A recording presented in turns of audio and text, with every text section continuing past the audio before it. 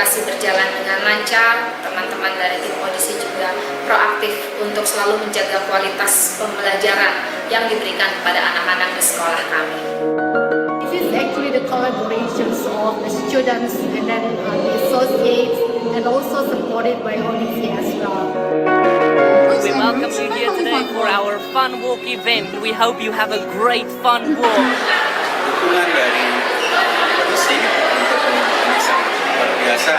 Kami sangat senang, anak-anak bilang menyenangkan. Saya merasa bisa cukup aktif. Anak-anak semakin meningkat di dalam bahasa Inggris. Materi-materinya menarik banget. Subjek masih tetap membantu kita dalam khususnya grammar dan pronunciation. Any exam, it doesn't feel like it's a... Thank you to audisi education for our cooperate together in this semester. Aku merasa Seraman tuh orangnya easy going. He's the best teacher ever. Beliau adalah seorang guru yang baik, yang luar biasa, dan capable untuk mengajar. Thank you so much for letting me be a part of this whole show and letting me MC, for allowing me to be here. Once again, thank you, Pachong, and congratulations, students. Happy graduation.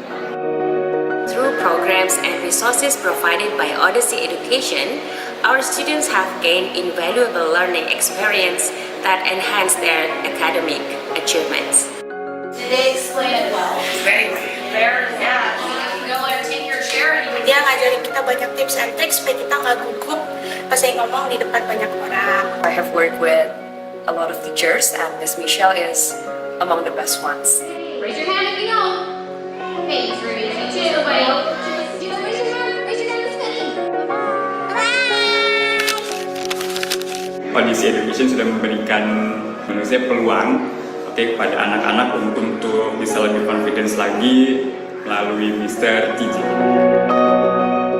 Kerjasama antara audisi dan Sekolah Kristen Kalam Kudus sudah sangat baik. Jadi bukan hanya sekedar turis yang mengajar ya, tapi benar-benar mereka pendidik.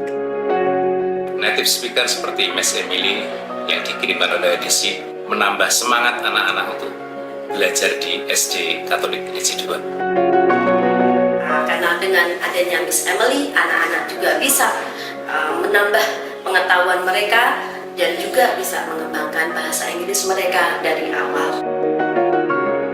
The partnership between Odyssey and our school bring gratitude by providing important resources and support.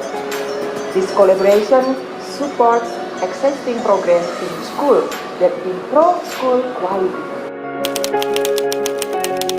Menyambut tahun ajaran baru, pendidikan di Indonesia berkembang dan berinovasi dengan pesat, termasuk kami, Odyssey Education. Odyssey Education sebagai konsultan manajemen pendidikan terus mendukung sekolah dalam meningkatkan kualitas pendidikan, serta mewujudkan rencana pendidikan yang berkualitas melalui layanan kami penyediaan native teacher. Setiap tahunnya, Odyssey terus meningkatkan kualitas pengajarnya dengan proses perekrutan yang sangat ketat, mulai dari pengecekan kualifikasi sampai ke background calon guru. Untuk menjaga performa guru, koordinator akademik dan Departemen Sumber Daya Manusia juga turun lapang ke kelas maupun di luar kelas native guna menilai performa para guru. Para native juga dibekali dengan pembekalan workshop maupun pelatihan lainnya yang selalu diadakan oleh koordinator akademik setiap bulannya. Odyssey juga menyediakan berbagai layanan gratis untuk para mitra sekolah, seperti pelatihan guru dengan mengadakan berbagai webinar atau workshop sampai tryout TOEFL untuk para guru di sekolah mitra.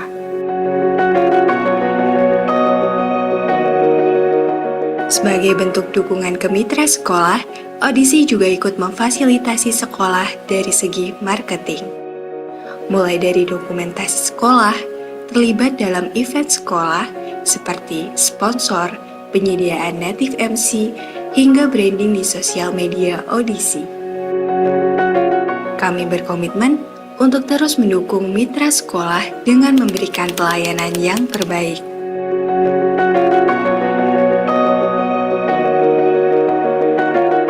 They're nice people to work with. Incredibly professional company. I'm really enjoying my time here and working together with a really great team. Care enough to actually throw their hat in the ring for you, it really means a lot. A good help basis and support system going on with Odyssey.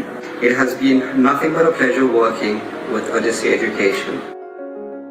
Kami percaya murid yang cerdas berasal dari guru yang berkualitas. Oleh karenanya, kami sangat mempedulikan kesejahteraan para guru, mulai dari gathering bersama hingga berbagai kegiatan untuk menunjang kesejahteraan guru. Sehingga setiap sekolah yang bermitra dan murid yang diajarkan mendapat pengalaman yang terbaik. Odyssey dengan bangga menyambut seluruh mitra sekolah dan menyatakan terima kasih atas kepercayaannya untuk mendedikasikan guru kami kepada 18.000 murid dan puluhan mitra sekolah yang telah tersebar di berbagai wilayah di Indonesia. Bersama Odyssey, wujudkan pendidikan yang berkualitas.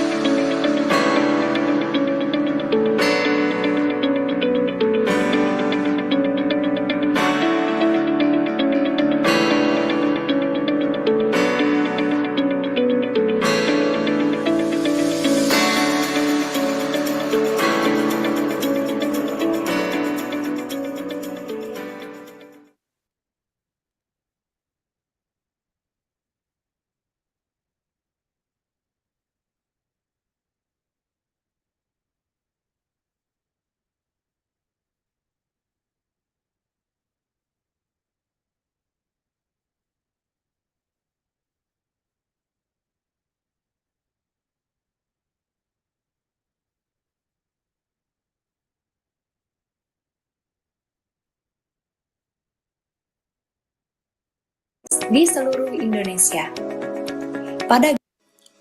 Welcome to Atlas. Atlas hadir untuk menyetarakan sistem pembelajaran bahasa Inggris di seluruh Indonesia. Pada generasi saat ini, sangat mengharuskan kita sebagai kaum muda untuk menguasai pelajaran bahasa Inggris untuk membuka jendela dunia dan menaklukkan isinya. Misi Atlas adalah meningkatkan kualitas edukasi di Indonesia dengan memperbaiki materi pembelajaran dan cara pengajaran. Atlas adalah sebuah platform belajar bahasa Inggris yang memadukan kurikulum nasional dengan standar CEFR. Dengan fitur pendukung Atlas sebagai penunjang pembelajaran, kami memiliki fitur assessment, animated videos, lecture videos, interactive materials, Atlas Zone, lesson plan, dan worksheet, teacher resources, dan gradebook. Karena materi kami sesuai dengan kurikulum nasional, maka buku kami juga dapat digunakan untuk sekolah negeri maupun sekolah swasta. Dan dengan kombinasi materi level CEFR, maka murid dapat secara maksimal menguasai bahasa Inggris. Kami memiliki fitur lesson plan yang dapat memudahkan guru dalam kegiatan belajar mengajar. Jadi, guru akan bisa lebih fokus untuk mengajar. Dengan teacher resources yang dapat membantu guru dan mengasah kreativitas dalam mengajar, native speaker kami akan memberikan tips dan solusi agar belajar menjadi lebih menarik. Selain itu, juga ada worksheet yang dapat diunduh oleh guru sebagai bahan soal latihan atau ulangan untuk murid. Ketika murid sudah mengerjakan Atlas secara lengkap, maka murid akan mendapatkan Certificate of Completion sebagai award untuk murid yang sudah belajar menggunakan Atlas. Dengan Atlas, murid dapat meningkatkan higher order thinking skills, real world skills, dan karakter building. Buku kami tersedia dari grade 1 sampai grade 13. Dengan Atlas, belajar bahasa Inggris bisa dilakukan oleh semua kalangan, dimanapun dan kapanpun. Atlas, the next step to world-class education.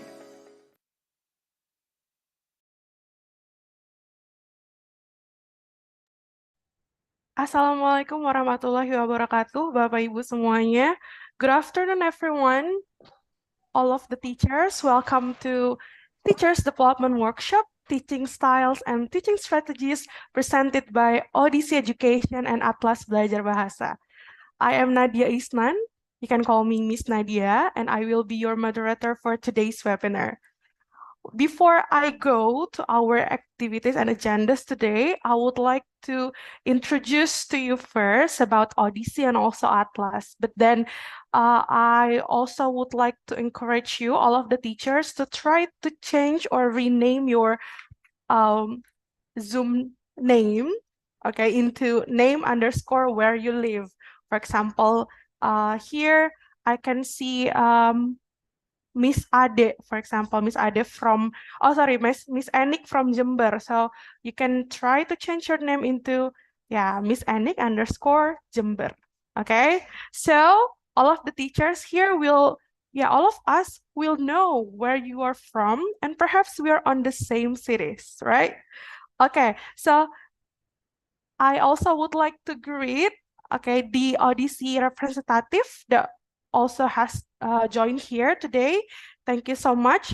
And then before we go, I would like to share about Odyssey first. Okay, so Odyssey Education is actually a leading educational management consultant dedicated to enhancing the quality of education and supporting the growth for both students and also the educators.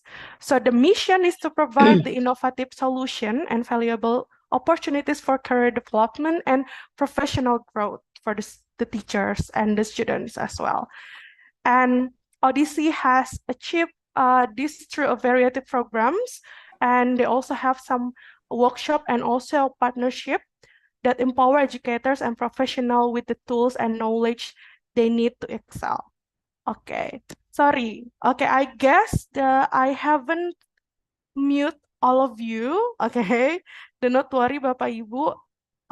there will be some time for you later to try to us. Okay, so in this webinar we will also have question and answer session after every session, so you don't need to be worried. You also can ask any question here regarding our topic today. All right, so I also would like to inform you some information regarding our today's webinar. The first one is the e-certificate will be worth 2 credit hour and it will be sent to your email. And you need to fill in the present list that I will give to you at the end of our webinar. Okay, so in that present list, you are going to answer 2 questions. The 2 questions are about the main ideas you got from the session. Okay, so we want to make sure that you are here with us until the end of the session. All right. Okay, so if you have any question, you can simply writing down your question in our chat box, or you also can later, okay, raise your hand on the session Q&A session. All right. So our today's webinar will be delivered by Mr. Jack Winter. So he is the Odyssey teacher. I guess he is already with us today, right? Okay. Hello. Oh, okay, there you go. Okay. Okay. Oh, there you go. Okay. Hello, Mr. Jack. All right. Hello there. Hi. Nice to Okay. meet you all. Nice to meet you too. Okay. How are you today, Mr. Jack? I'm doing good. How are you? I'm very well, thank you. All right, so you are going to have the first session, okay? But then I also would like to call the speaker for the second session. Okay, Mr. Kevin, are you here? Yes, I'm here. Okay, Mr. Kevin, how are you this afternoon? I'm great. Thanks for asking. Okay, so we are going to meet Mr. Kevin later again on our second session. Okay, thank you so much. All right, so now, Bapak Ibu, I also would like to greet some of the teachers who have joined us on YouTube. So here I can take a look at. Here there are some teachers from Padang, also from where is it? Oh, Singkawang. Wow, thank you so much for joining us today, Bapak Ibu. All right, so our today's webinar, yeah, the title is about teachers development workshop, teaching style, and also teaching strategies. Okay, we know that you are going to have a new academic year, right? Okay, this July. So Odyssey and also Atlas have collaborated to make sure that you are ready with perhaps some new teaching style, because we believe that different teaching style can greatly impact our students, right? Okay, so today we are going to discuss about it, and also we are going to make sure that all of the teachers here can better tailor approach to enhance your students' learning. All right. Okay, now I will give the first session to Mr. Jack Winter. Okay, so Mr. Jack, okay, the floor is yours, sir. Thank you very much. All right, so first things first, good afternoon, everyone. My name is Mr. Jack Winter. For any of you who may be wondering where I'm originally from, I am originally from the United Kingdom, and I have been with Odyssey. This is going on to my second year of Odyssey, but I've been teaching in Indonesia for 5 years now, both English and now moving on to sciences. Background-wise, I have a master's in neuroscience and a BSc with honors in biological and medical science, so mainly science side. However, today, the main aim of today is to get you guys using some different teaching styles that hopefully will help you out in the classroom. Now, I'm going to split up this session into 2 parts to start with. So if you give me a moment there while I get this share screen working, I will give you guys a little bit of a breakdown. So the way we are going to do this session is in 2 parts. The first part is going to be the introduction into the different teaching styles, and I'm going to walk you through some of their uses. And then the second part, we are going to be having a look at the different ways that you can then use those teaching styles. So, with that said, we're going to start off with the first three. Now, the first style that you may be most comfortable with is direct instruction. This is your traditional teacher-centered approach that you most likely will use in the classroom most of the time. Now, direct instruction, for those of you thinking, what is direct instruction? Well, it is a teacher-centered learning style. What this means is the focus is primarily on the teacher giving instruction. This is giving clear learning objectives. You are providing structured lessons with active teacher guidance. This means that you are often lecturing in front of your students, and this is the one that you most likely will use most of the time in the classroom. Now, there are positives and negatives to each of these teaching styles. We're going to look at the positives and negatives of each before I get you working on some activities, getting you to practice using some of the ones maybe you don't use as often. So, positives of direct instruction. Well, first of all, it's very efficient. This is very useful for when you do not have much time, when you only have 5-10 minutes, or if you are wanting to really make sure that the students are aware of what's going on. So introductions to topics, you would go for the direct instruction. This is also really useful for giving immediate correction. You're standing in front of your students, you are telling them about their material, and then you are reinforcing these key ideas. However, it's not all positive. There are some negatives to direct instruction. Now, I'm going to give you guys a chance just now. Can anyone give me any possible negatives with just standing in front of the classroom and just lecturing the students without too much student interaction? Can anyone tell me any negatives? Any volunteers? Or type in some answers? Yes, Miss Karen. So from Malang. Okay, from my experience, that students will be not active in class because they listen more to the teacher, so they don't have any opinion about the material itself. Yeah, I think that's the first one, and the second one will be they they don't have the opportunity to speak up about what's in their mind. Yeah, I think that's all, Yeah, Mr. fantastic. So you've hit the nail right on the head there. You've given some really good reasons. So the main part with this is limited student engagement. There's minimal student interaction. They're essentially what we call passive learning. They're not really getting involved. They're sitting there and they're just really listening. Now, this teaching style really failed during the pandemic. It was kind of, if any of you had classes during the pandemic, you would know that standing in front of a Zoom camera and talking, people are going to lose interest very quickly. So generally, the problem is that it is very easy to disengage. It's very easy to turn off your brain, think about something else, and you're no longer learning. So it relies solely on passive learning. However, direct instruction still has its uses. It's very useful for certain situations. Can anyone give me any potential situations you can think of where it might be useful? Any volunteers for any answers? Or you can write down in the chat. Any volunteers for when direct instruction is useful? No?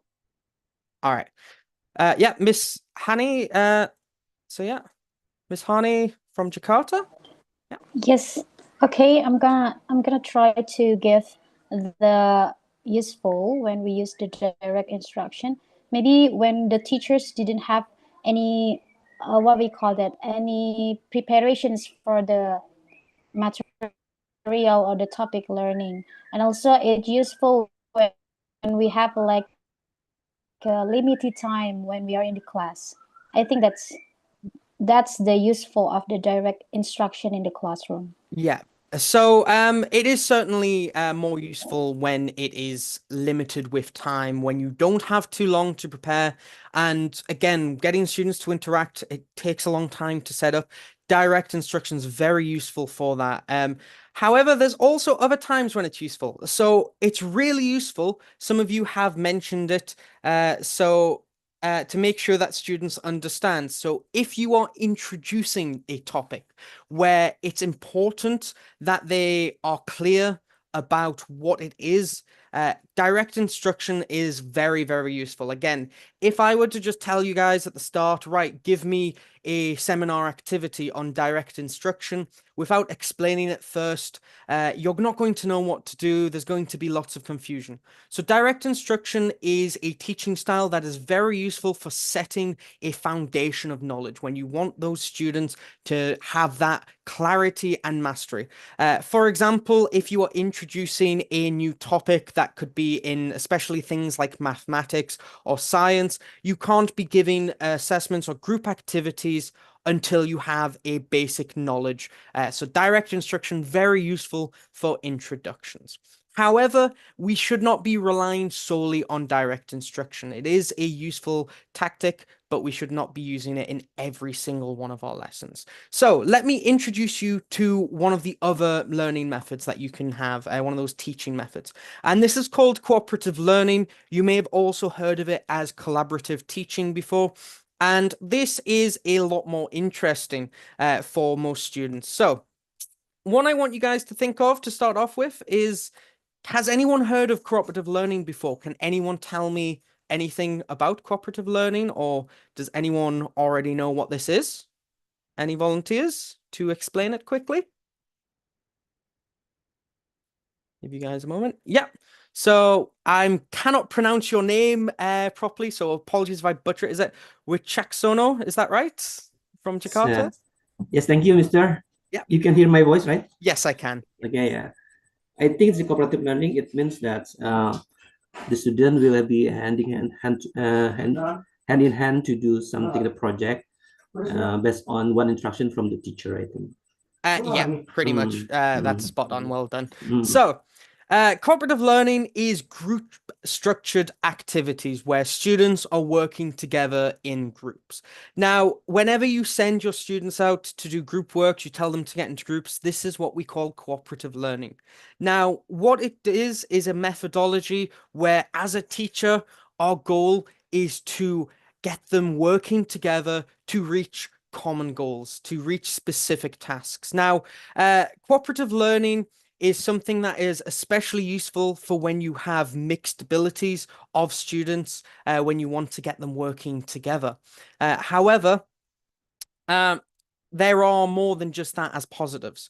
So one of the biggest positives is creating that social aspect of a classroom. One thing you will all be aware of is during the pandemic, with the limited interaction online, lots of the students came back and generally they didn't have the social skills they had previously. I know I had lots of classrooms where students just weren't talking to each other. So cooperative learning was very useful for fostering that kind of social interaction, but also it gets students figuring out how to work together. Again, we don't want them always just competing, whereas direct teaching can often create an atmosphere of competition. Cooperative learning, getting students to work in groups, can help create this interdependence. And generally, one of the biggest positives is it increases motivation. If you are getting involved with it and you are actually working with your friends, you're a lot more motivated. You are no longer just a passive learner. You are now actively learning. There are some individuals who obviously, when it comes to group work, there will still be some people who don't get involved, but it generally improves motivation. You get everyone getting involved and it really creates a bit of a better environment. Now, that said, this is not always appropriate. This is not always best. You cannot use this for every single lesson. It would be great if every lesson I could go in and I could say to my students, right, get into small groups. You're going to do group work the entire time. but it doesn't really work that way. So can anyone think of any negatives when it comes to cooperative learning? Can anyone give me any examples? Any answers or volunteers from the teachers? Give you a minute there. Yeah. So Ingrid from Pondok Dawn, Daun even. My Indonesian pronunciation is not the best, but yeah. From Pondok Daun, thank you for the opportunity. From my point of view, the negative from cooperative learning, sometimes only one student or a few student that active that can dominate the group, and then the passive students is only not do something, not contribute something, because they're very introvert or close, not engaged, not involved contribution to this group. Yeah, fantastic. So again, some of those negatives that we have there is really unequal participation being the biggest one. So when it comes to participating, you will always get those students who are a lot more active. I always have them in my class. Students come in, they're constantly, Mr. Jack, I want to answer every question and give no one a chance to talk. That's the biggest problem that we have when it comes to cooperative learning, especially when you have a few dominating characters in your class, those big personalities, those very extroverted students. And really, this can be a bit of a problem, especially with students that are more introverted, students that maybe have learning disabilities, or even students that just have a bit of a social challenge. Maybe they are not with their normal friend group, and you are putting them into groups that normally they would not work with. Those can often be a negative. Now, another thing is when you get students working in groups, there is always the issue of time management. Time always runs out when you put students into groups. Something that in direct teaching would take 5 minutes. When you do cooperative learning, it takes 10, it takes 15, it takes 20 minutes. So cooperative learning, again, probably is not the most appropriate method to use if you have a very short amount of time. And also, it is a problem when it comes to consistent implementation, when it comes to you implementing it. Sometimes groups just do not work together. You have conflict within groups, or maybe just students are not willing to take part on that day, and you have problems implementing those group activities. Students don't understand. It can be a very big problem. But also, for some students will find this is amazingly effective for them, that they are developing very quickly by working in teams. Other students, not so much. So this is a learning style, a teaching style that really you should be looking at using sparingly when it is appropriate. Because again, if you only use cooperative learning, it's going to be very difficult for you to assess individuals of the group without going into kind of individual assessments. So there are useful periods for this where there are times when it is very useful to be used. Can anyone think of any potential situations in which cooperative learning is a very useful method that we can use in the classroom where it really shines? Can anyone think of anything? So again, open to the group. Anyone at all? So if you do, just raise your hand. Give you about 30 seconds. Yeah, so we'll go for Marta from Kota Bekasi. So Marta, yeah. Okay, Mister, may I know the question? So when do you think cooperative learning is useful? So which Okay. situations? Okay, the situation is very useful for cooperative learning when the teacher needs to make the class become more active and wants to stimulate the students to speak up and wants to enhance or improve their vocabulary. So the teachers will give some questions to stimulate them to speak up. So when the situation or the classroom is really active, and then the other students who feels not not really wants to speak up, they will be more triggered to speak up. I Yeah. think that's it. Okay, yeah, fantastic. So let's have a look. So unless yeah, was it Mr. Sorry, cannot pronounce your name. Wichak Sono? Sorry, did you want to add something else there, or was that what you were going to say? Yeah, okay, Mr. Thank you. I think for doing the cooperative learning, I think we need to such as the little bit big project, something like that, and then needs the collaboration or input from the others and stimulating the other students to give their opinion. I think like that, Mr. Okay, yeah. So thank you. When it comes to the usefulness, cooperative learning really shines when it comes to difficult tasks. When you are giving your students a really difficult project that normally you may only have one or two students who are able to do this, you would give them cooperative learning for difficult situations. This is because cooperative learning, because you have students working together, one of its biggest strengths is that you get multiple perspectives from your students. This gives your students a chance to explore ideas, to share ideas, and to generally look at problems in more than one situation. So this could be if you are in a maths class and you give a really difficult maths question, you could have them working on groups for ideas and you get them to talk it through.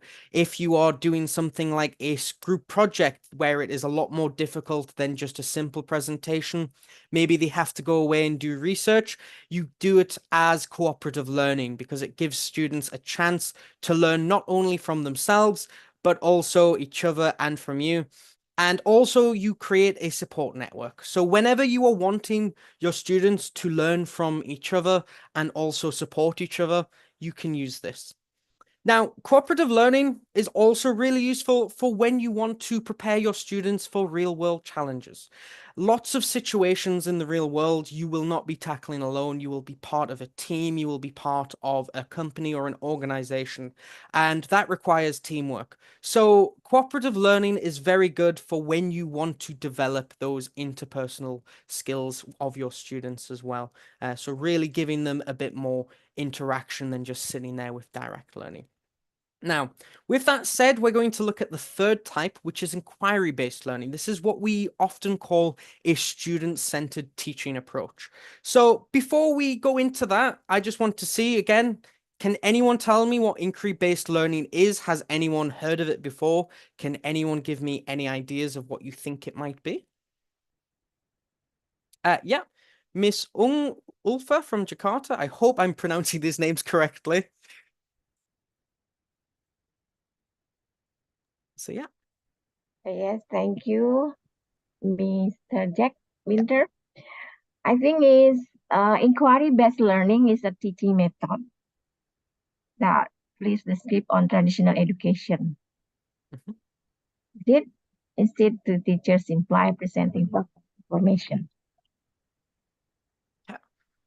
So, could you add anything else? Could you expand on that a bit more or is that it? Yeah, maybe this is principles of student center. So student-centered, yeah. Learning for the student center. Yeah, okay. It's based on the curriculum Merdeka now. Yeah. Yeah. Okay, yeah, fantastic. So, inquiry-based learning is what we call a student-centered approach. For those of you that do not know what student-centered is, or maybe you are not too familiar with this terminology, hopefully you all are, but student-centered is where we move away from the focus of the teacher being the center of the class, and we focus it more towards the students. Instead of you standing there being a lecturer, you are facilitating learning of your students. And we are focusing more on the process of learning. It is not giving a sole education via lecturing, but you are giving investigations. You are allowing students to explore ideas and you are questioning them. You are adding questions into it. This approach is one of the more modern approaches that we have. And while in the past most teaching was teacher-centered, now we are moving towards student-centered.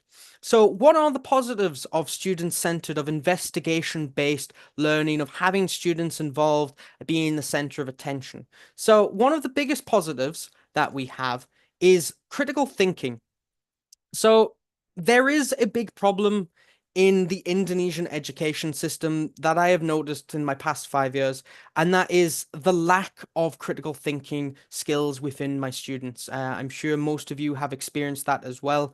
Students, because they have been taught via direct teaching methods, they just want to be given the answer. They don't want to think about it. They go, "Sir, is this right or wrong?" The reality is that things in life are not always black and white. They're not right or wrong. Most of you will know that a lot of the times there are gray areas where even in fields of science and mathematics, things are changing all the time. We get more evidence or something is contradicted that was once taught. So really what we want to be doing is preparing our students with these critical thinking and problem solving skills. And the way we do this is by getting them to question, and we focus the actual lesson. Instead of just giving the answer, we focus on the process of getting to the answer. So instead of just giving a student the answer straight away, saying this is the answer to this, you take them on a journey through the way you think of it. This could be by, in science, you could show them the original experiments that were done. You get them to think through, walk through those hypotheses that were first situated, and then get them to think through that. And then you explore that idea together.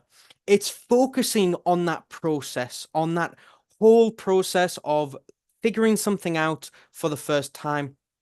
And really, it helps them connect interconnected disciplines as well. Just like in the real world, there isn't just say I'm sticking to science because I am got a science degree.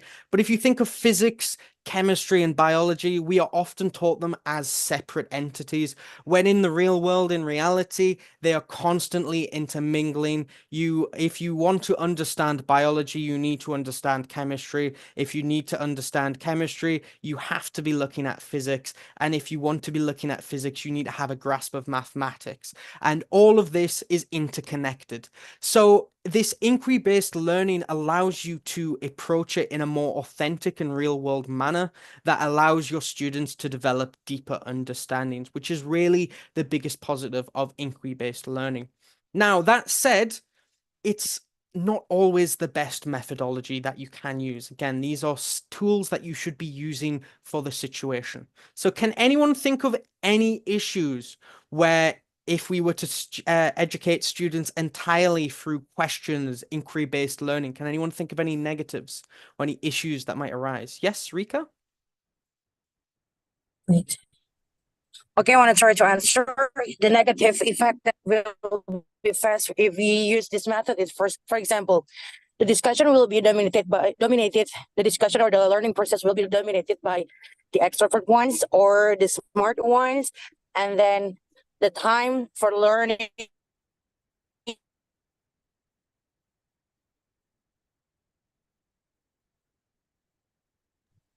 So I think you have it requires more time. Then the teacher needs a lot of, and then the teacher may, because this is the students learning focus or the student centers, it may need a lot of preparations for the teacher. And then the learning process will need, what is it, will need a longer time. Yeah, that's all that I can say. Yeah, fantastic. So you did mention some really good points there. So some of the biggest negatives is the preparation. As teachers, you know, we spend a lot of time doing prep work. And that's right. Inquiry-based learning is one of the most difficult methods when it comes to actually preparing for it. You have to prepare lots of different. It could be experiments, it could be activities, and generally speaking, it's resource intensive. Lots of the times you need to stipulate hypotheses, you need to get them to be interacting with those, and you need to allow that time to explore incorrect avenues. You need to allow students to be making those mistakes and correcting that thought process through the process. Now, that said, it also requires you to have a deeper understanding of the whole inquiry process.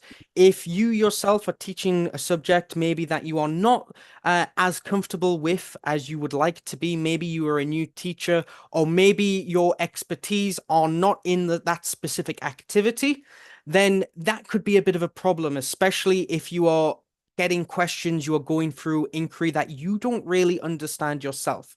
And this also leads to a problem where you can have potential misconceptions.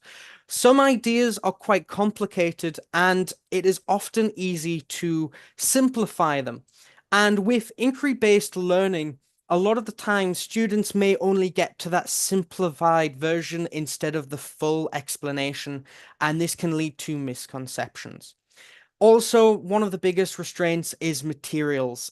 If you are doing things where you are getting students to run their own experiments, or you getting them to have activities or do their own little projects, this could be acting something out. In mathematics, you could be getting them into groups and then giving them different problems. You are going to come into material constraints as well. We only have so much time per teacher to get into that. So it can lead to uncertainty and ambiguity if you are not able to fully prepare that in time. But it is useful. And in these situations, it's very useful for when you want students to foster independence. Now, unlike collaborative teaching where you are solely putting them into groups, inquiry-based learning can still target individuals. This can be posting questions or hypotheses to your students and then allowing them on by themselves to figure it out. You can then bring that back together for cooperative learning where you get them to share ideas, but this can be done entirely with individuals as well. So it does foster this kind of independence that they have.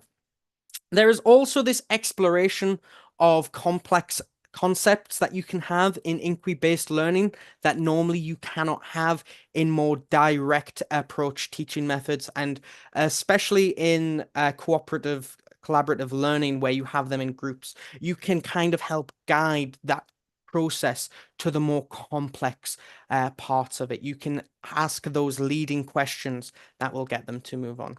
And really, the biggest useful aspect of this is that it prepares you for lifelong learning. It gives you those critical thinking skills, and it really connects to real-world applications because you are adapting to the different learning styles. You have got that kinesthetic approach, you have got the auditory approach, you have got those visual aspects as well, and you are getting them to fully interact. So with inquiry-based learning, you should be able to approach every single teaching methodology and student methodology as well. You can mix and match these together. Now, what I want you guys to do now is, I've been talking for long enough. I'm sure you're all sick of my voice by now. So what we are going to do is I'm going to get you guys doing a little bit of a seminar activity. So I am going to post a Google document spreadsheet there for you guys to open up. And in each of those, there is 3 different groups. There is page 1, page 2, and page 3 on that spreadsheet. And what I would like you to do is I want you to choose one of those pages that you would like to work on. This is your opportunity to kind of do a little bit of your own preparation, and we'll look at these together. So working on one of the 3 Google Form pages, I want you to create a very simple lesson plan for a topic of your choice in the Google Form. Now, I'm not talking about a complex lesson plan. I am talking about the very bare bone basics. I am talking about the learning objectives, the activities, and how are you going to assess it. That's all I want in this, the very basics. What would you be teaching? What activities would you have your students doing, and how would you assess it? So you can do in more than one. If you think you can in the time that we have, you can do 3. You can do 1 in direct instruction, 1 in cooperative learning, and 1 in inquiry-based learning. And what we'll do is after a while, as a whole, we will look at those 3 different groups, and we will see what we have, and we'll talk about the strengths and weaknesses of each. So hopefully as a group, we can improve. So in that chat there, if you guys open the chat, I have posted that Google Spreadsheets link, and that will take you to the Google Spreadsheet form. Now, I can already see some of you are on there already. So for the next 10 minutes or so, I want you guys to have a look on that form using what we have just discussed. See if you can create a very basic one. So in each of these, you will have one column each. So choose a column. There is probably not enough columns for everyone here, but again, if you want to copy this and do it further down here, that is also fine. But choose a columns. We've already got people choosing columns here. Maybe further along, if you have just had a chance now to jump in and start going down, what would the topic be on? What's your audience? Are you doing it for your junior high school students, your senior high school students? What's the objectives? How are you going to do that? And then what assessment are you going to use? And we'll look at those in a couple of minutes when you've started those. But while you guys are working on that, while you guys are having a little go, does anyone have any questions about the 3 different methods? So we got direct instruction, cooperative learning, and inquiry-based instruction. Has anyone got any questions so far that they would like to ask regarding this while you work on that? Yeah, Miss Honey?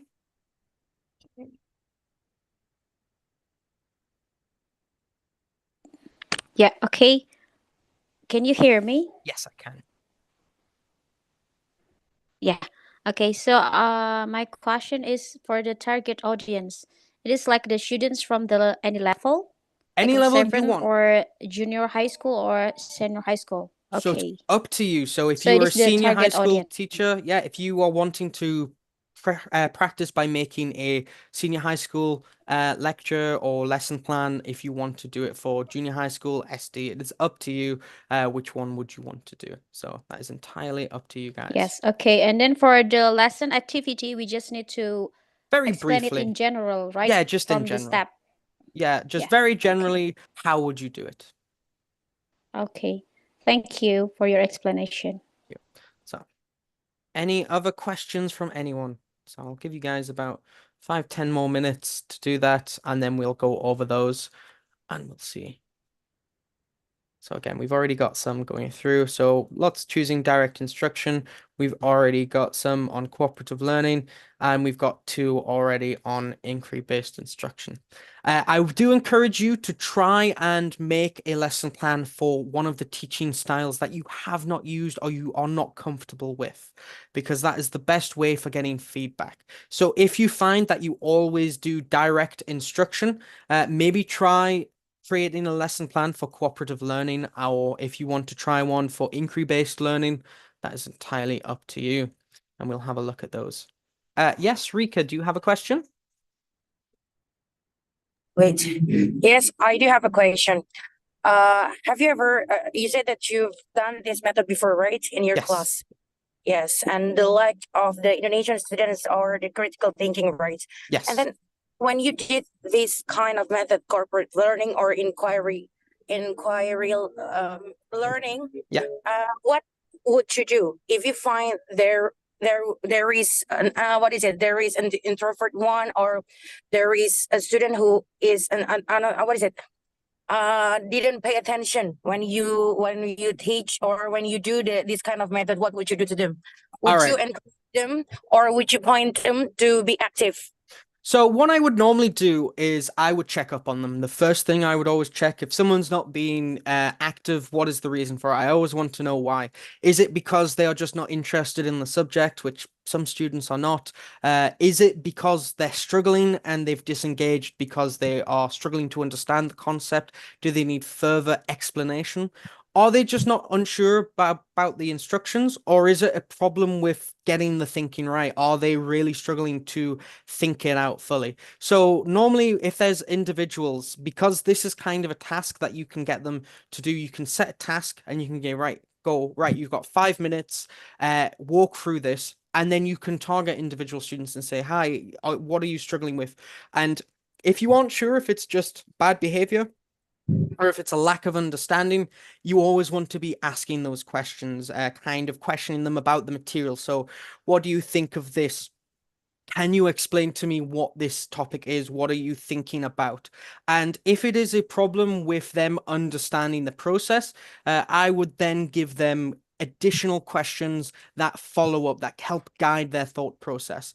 So if, for example, you are getting them to think about, maybe it is a scientific question, or it could be even something, a language question.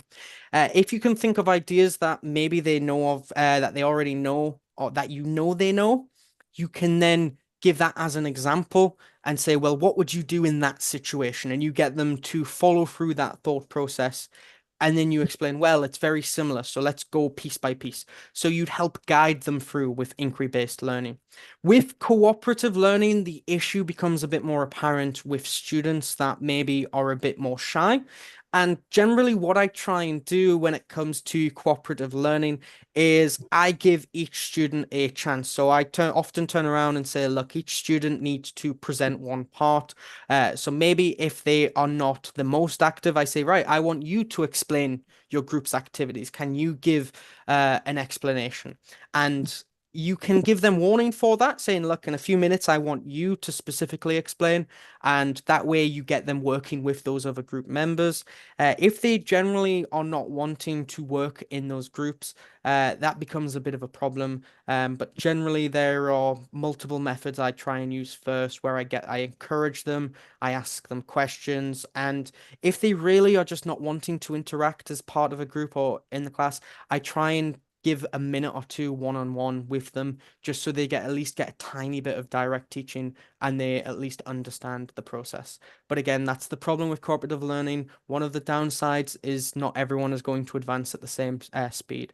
So if you have a class where lots of students do not work well in cooperative learning, maybe try inquiry-based learning for a while. If you've tried that and it doesn't work, try direct instruction for a lesson and then go back to one of the other teaching methods. But don't just sit on that sole direct instruction teaching method thinking that that's going to work for every student, because it doesn't. Did that answer your question? Have you got? Yes, yes, of course. Thank you. And can I ask one more question? Yeah. Which one is your favorite teaching method between the three, among those three? Personally, I really like inquiry-based instruction because I'm kind of along the science side of things, and it follows that scientific process of hypothesis. How are we going to explore it? Then we come to an answer. We look at that answer. We look back. What is wrong with that? How can we improve it? And it for science especially, it works very, very well. But I use that also for my English classes that I teach as well. So personally, though, even though that one is my preferred one, I do use all three. There are situations, the first few lessons of a semester, I normally use direct instruction to give students a chance to familiarize themselves with me. When I need to get them working, the next couple of weeks often goes to cooperative learning, getting that kind of group dynamic working, getting those groups built in my lessons. And then when they're comfortable, I go into a few bits of inquiry-based instruction.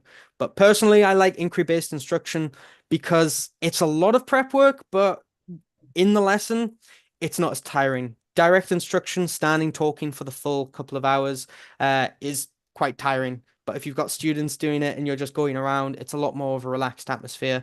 I find I have more energy at the end of the day, even though I need to spend more time at home doing that prep work. Okay. Okay, thank you for the explanation.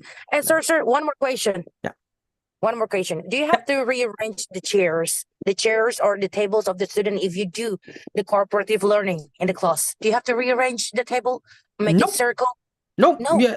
No, if you want, sometimes you can just say, right, with the people you are sitting next to, or you can just entirely go, right, okay, I am going to, everyone's standing up, we're not using, you can make them move around. Instead of moving the tables, you can move the students. If you have normal desks, students move up, right, I want you to move 5 chairs over. If you want to make it a game for the younger students, you can do musical chairs. And that way, the tables, the chairs aren't moving, the students are. So it's entirely flexible with you. Okay. Okay. Thank you. Thank you. So yes, Miss Ung. I hope I'm pronouncing that right. Yeah. Okay. Miss So Uung, Miss Ung. can you help? need to unmute yourself. Yeah, good. Thank you. Yeah, thank you. Mr. Jack, may Yep. I ask you something about your students? Is that Yes. same with Indonesia? One classes consists of 30 students? My classes often will range from the smallest class I've ever had was 15. The largest class I've had was close to 60. So it's completely varied. These work for all different methods. Now, with cooperative learning, if you have larger classes, you just make larger groups. If it is inquiry-based instruction, it's like direct instruction with with a few more extra steps, and you can mix it all together. But I do have my normal class size is roughly 30 to 35. I do teach Indonesian. I teach in Jakarta, so I do teach in Jakarta. So my classes are Indonesians. So yeah. All right. Okay, thank you. So we'll go for another one, Miss Marta. Have you got a question? Yeah, okay, thank you, Mr. Jack. My question is in cooperative learning, what about if some of students are passive, and then will you just focus on those students, or just let them make it natural for the groups? I mean, you just not focus on the active one, you just focus on the active one and let the passive one becomes more trigger, or you just notice the passive and then you focus on them. Which one? So generally what I find is active students will actively partake anyways. If you don't focus on active students, they will still take part. They will still ask you questions. They will still give answers. So what I tend to do is I always find time for my passive students, but I don't focus entirely on them. I give my active students a chance. So often I might ask my passive students for answers first, and then I will go to my active students after that to give a bit more of an answer. But it is again, something that you want to explore and use that in an appropriate manner. So if you find that you have only one active student and lots of passive students, you want to be focusing on the passive students. But if you have a healthy mix, you want to mix it up as well. Make sure that every student gets a couple of minutes. That's my biggest thing is, if not every lesson, every other lesson. I try and make it so every student speaks for at least 10 seconds in every class, if I can, but it's not always possible. So, all right. Thank Okay, you. thank you. All right. We'll go for the final question. So, Wicek Sono. Yeah. Yes, Mr. Jack, thank you. I just want to ask that I just seen from the table that's mostly that's using English as the lesson. Yeah. Just use math is okay, Mr. Yeah, maths is completely fine. Again, this is teaching methods that you can use for any subject. For example, for maths, if you want to do something that is more cooperative learning, then you could turn around and you could give them a problem to work with as a group. And you say, right, as a group, you are competing to solve something. This could be something to do with more of the complex kind of algebra. You could put them into groups and compete. If you want inquiry-based instruction, you could give them a real-world scenario. Maybe they are planning for a house and they need to calculate the surface area so they know how much carpet or flooring they need to put down. So you give them real-world situations that you can look back at, and you use that inquiry-based instruction for that. But yes, it can work for maths, it can work for science, it can work for almost any sort of subject that you teach. Excuse me, Mr. Jack. Actually, we are given to choose three options, right? Yeah. Direct. What is it? Direct, yeah. Direct instruction, cooperative learning, and inquiry-based. Yeah, and then what else? Sorry. So cooperative learning and inquiry-based and, instruction. Yeah. But actually, it's not written clearly, right, about the type of the learning method. Later on, we by filling this table, so we can conclude, that's your style, like this cooperative learning, inquiry, like that. Yeah. So yeah, in a moment, we're going to we are almost out of time now. So we are going to now go through some of the ones that we do have, and we're going to see how you guys have approached each of these, and we're going to look at some feedback for each of those. Okay, thank you. Yes. All right. So moving on, I do want to have a look at some of these. Now, we have got lots of people going for direct instruction, and what I want to do is, just for time, I want to start on the one that is not used the most, which is inquiry-based instruction. This is the one that you probably will find the most useful. So we have here a few different ideas. So We're going to go for one of these teachers that have finished this, so do an interview with their friends about their favorite moment in life. So let's go for Sri Diana. So Sri Diana, are you there? Could you unmute there, please, if you are there? So we're going for the methodology of making gado gado. So, and this would be for junior high school class 9, semester 1.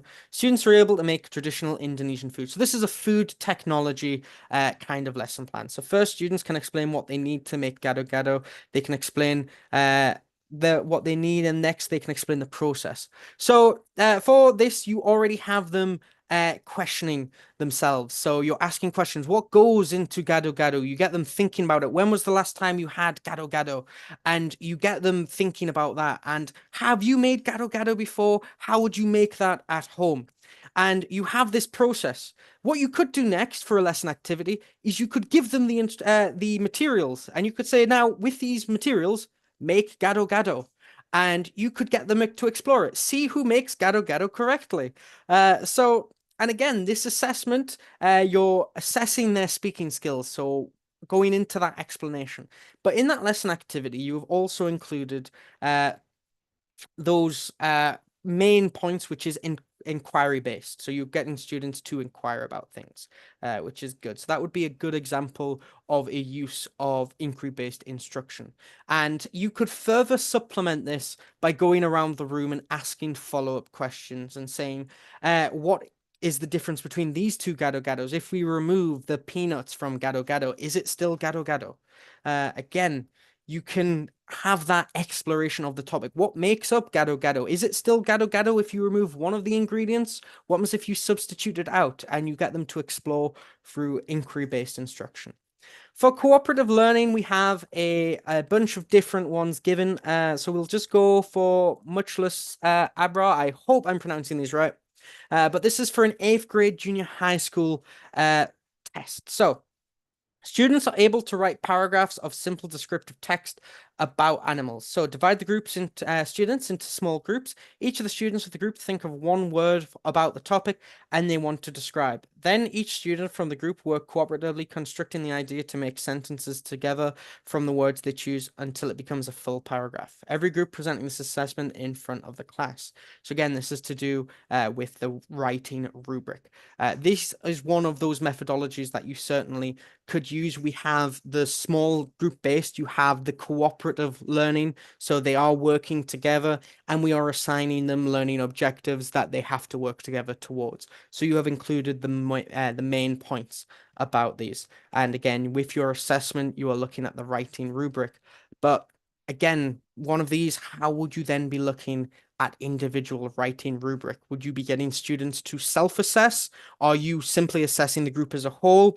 Are you giving them peer review assessments? Or are you getting them to rate each other's participation? So think about how you could be improving these.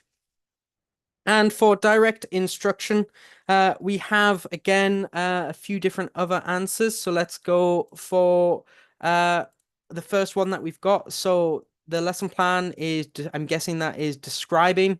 So students are able to describe. So we're dividing into 3 to 5 groups. One of them mentioned their favorite actor. The other mentioned his specific characteristics. And you're looking at the speaking rubric. Now, this isn't direct instruction.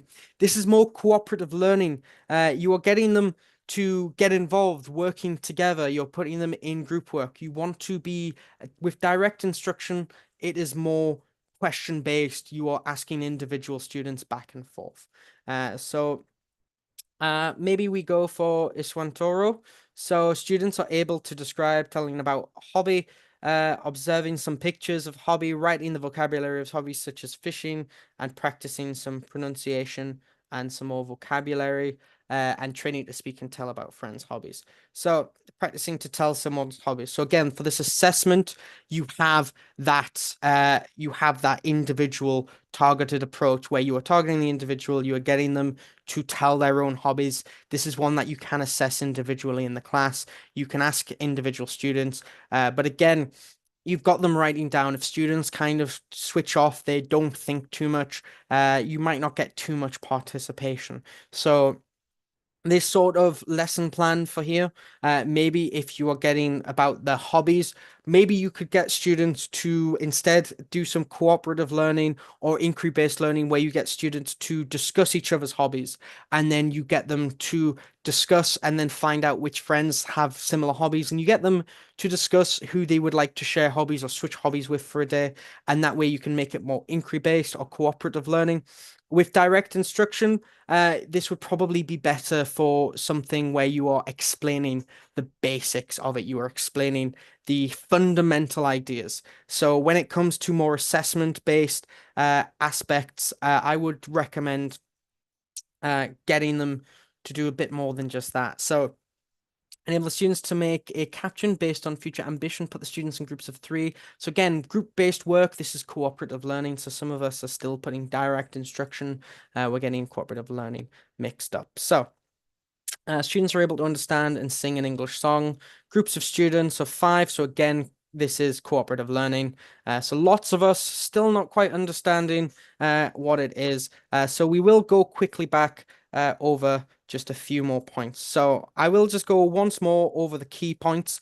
But those ones that you have done, I want you, before we close, I want you to have a little bit of a think. Does the lesson plan that you've made feel appropriate for the topic? So if we are doing English and you are getting them to talk, is it appropriate if you give them a lecture, you explain what to do, and you just have one of them doing it? Or would it be more appropriate getting them working in groups or maybe investigating something? Have your lesson plan that you have used, is it appropriate for the teaching style page you were on? So lots of you were, for direct instruction, you were writing lesson plans that were actually cooperative learning. You were creating lesson plans that involved more group work, working towards a common goals. So again, your lesson plans and those that we have looked at, what are the weaknesses?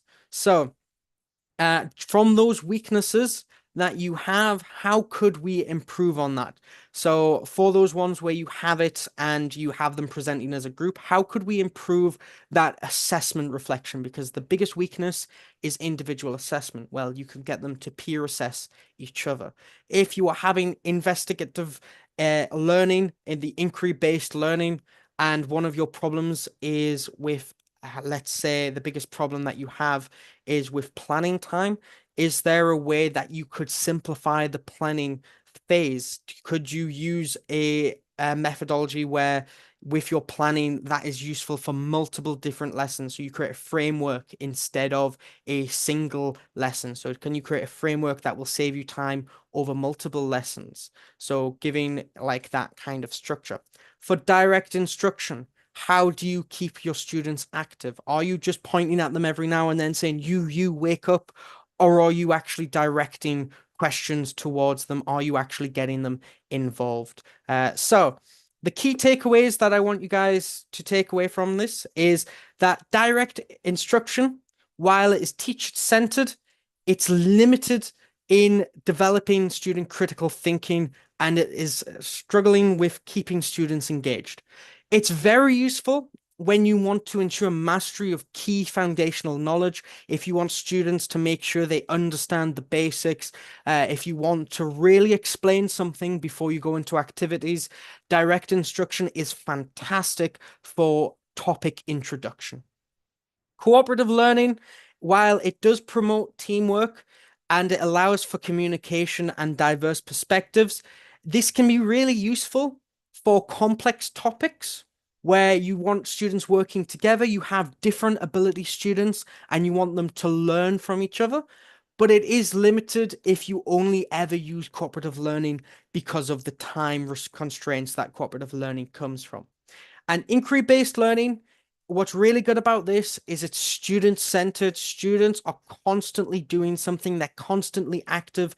It's very difficult for them to be bored. And because they are constantly thinking through, they are using their critical thinking skills. They are solving problems. And they're doing it by themselves, but also in groups every now and then. So you're fostering independence. However, this is not always appropriate. Again, if you are limited on your preparation time, if you are limited in your lecture time, that can be quite difficult.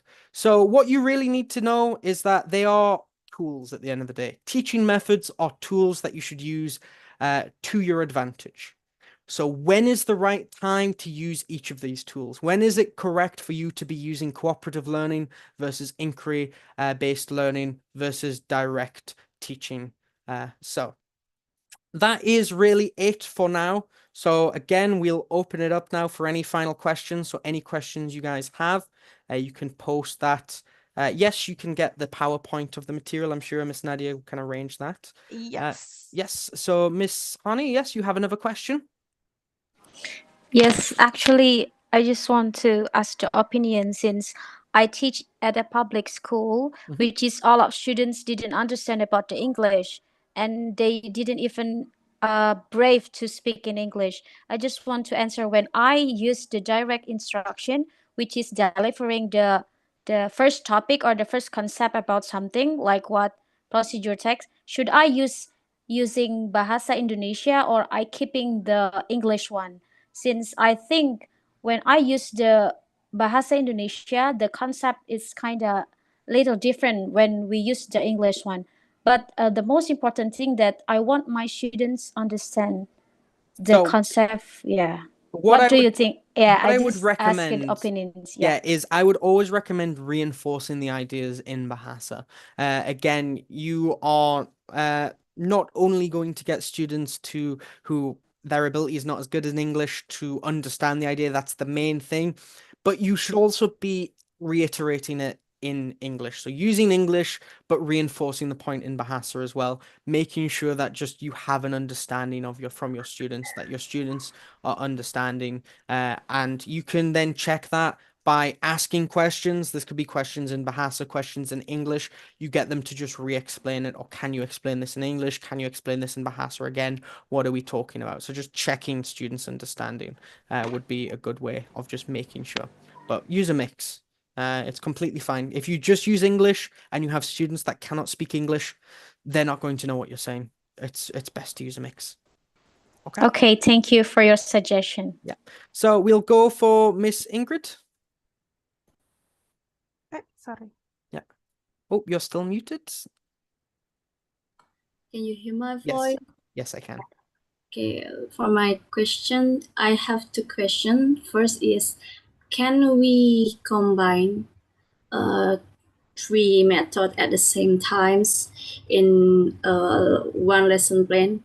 And then the second question is, when I use cooperative learning in my class, especially in lower class, in grade 1, for example, uh, it can be works, or sometimes my class can be so noisy, crowded. Yeah. When yeah, can you give us tips how to manage, how to make the class still quiet, but they still can working together? All right. So first point, can you use all three? Yes, you can. So you can introduce a topic using direct teaching where you explain for the first 10, 15 minutes. Then after that, you can get them working in groups. But while doing that group work, you can also go around and do individual inquiry based. So you can ask individual students questions about their thought process. How are they going about this? Or you could give sort of activities where they have to think through it and they have to explain the process, in which case they are both collaborating and they are also using that kind of inquiry-based teaching method. As for tips for grade 1, I know grade 1 can be a pain. I teach grade 1 myself, and when it comes to group activities, there is always those days where they just want to run around and they have some fun. What I would possibly recommend is if you can make it a game for getting them to quieten down. So maybe you could kind of introduce it as so what I sometimes do is if they're up and they're doing a group activity, I need them to sit back down. I go, right, floor is lava, everyone back to your chairs. So you make it a game for them, you make it fun.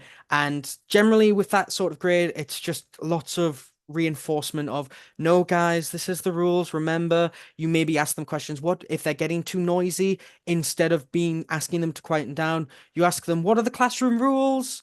What is the voice level that we should be at? Are we meant to be at a whisper today? Are we at shouting? What are you guys at? And so again, you get them, you're not telling them off, but you are reminding them gently, which is more effective for younger grades, I've found. Did that answer your question? Yeah, okay. So, Miss Noma, you've got a question. I hope I pronounced your name right. Yeah.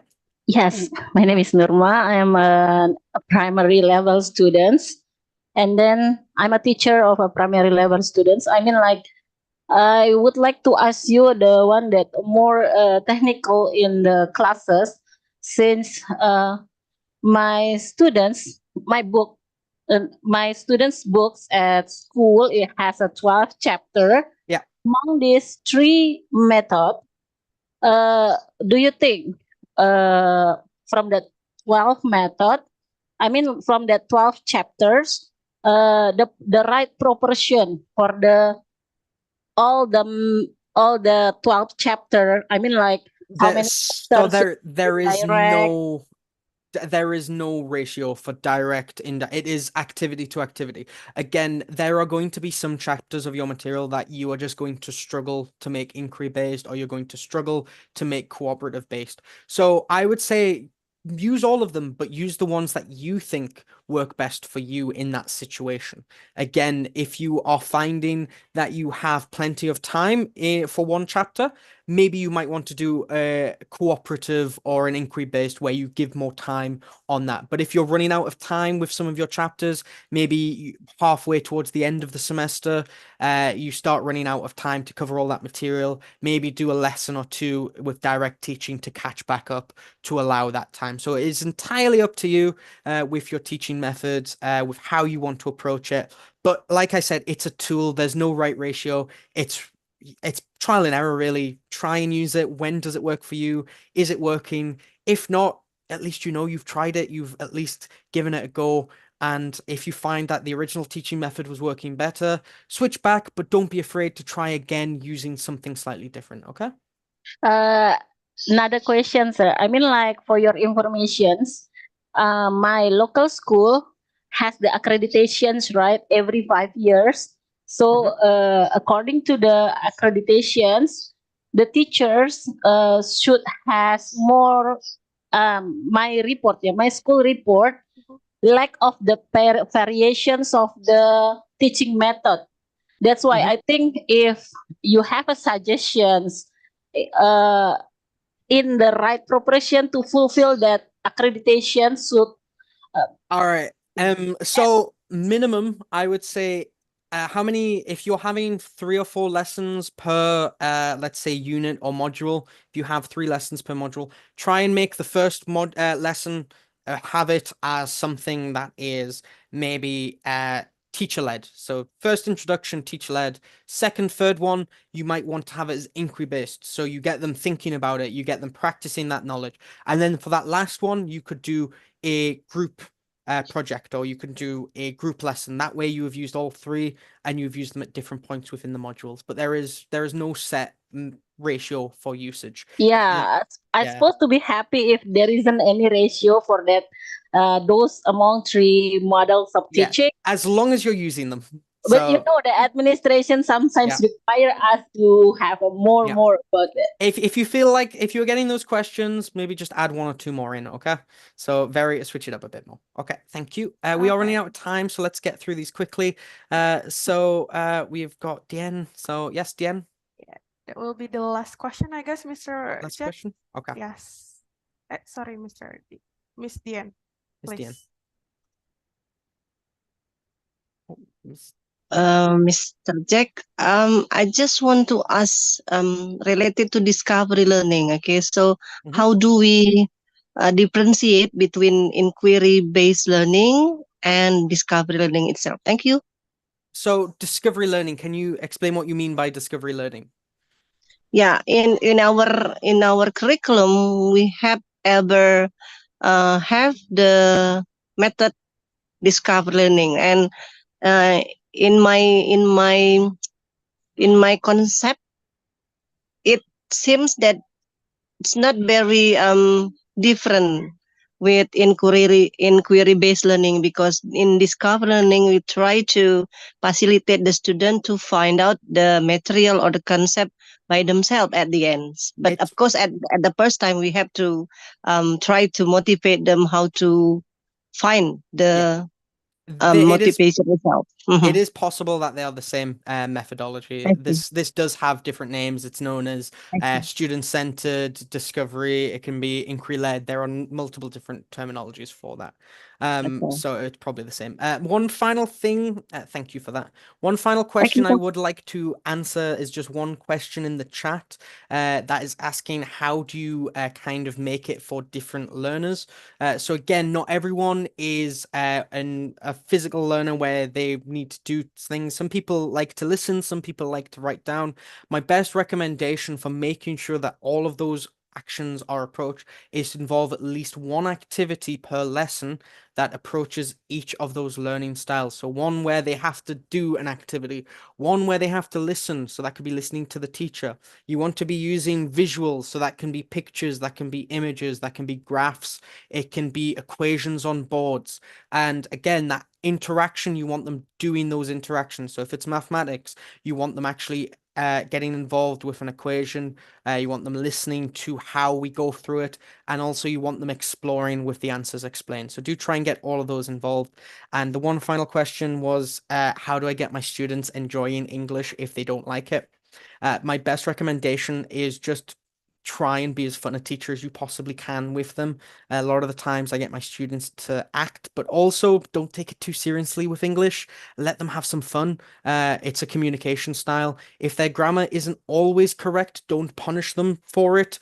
Just slightly gently correct them for it and get them going back in doing something else. But I think that's all the time we have. Is that right, Miss Nadia? Have I ran over much for you? Yes, I'm so sorry, Mr. Jack. Yeah, the time is over for now. All right, thank you so much for a very insightful presentation, Mr. Jack. I believe that all of the teachers now are going to apply some method, okay, for their new academic year, right? Okay, and I guess it is time for us to have a group photo with Mr. Jack. So all of the teachers, can you please help us to open up your camera? Okay, I can see Ibu Yanti here. Okay, Ibu Ihda. Okay, Mr. John. Okay, hello, Mr. John. All right. So, okay, I also will ask Kak Anggun to help me to, yes, to take a picture of us. All right. So I will count, Bapak Ibu. Okay. So in 3, 2, 1, say cheese. Okay. All right. And we are going to go to the second slide. Okay. 3, 2, 1, and say cheese. All right. You can see all of those happy faces. Right. That's good. All right. Good. All right. Okay, thank you so much, Kak Anggun. Also, thank you so much, Mr. Jack, for being with us today. All right, and I guess, yeah, we hope that we can meet you again later.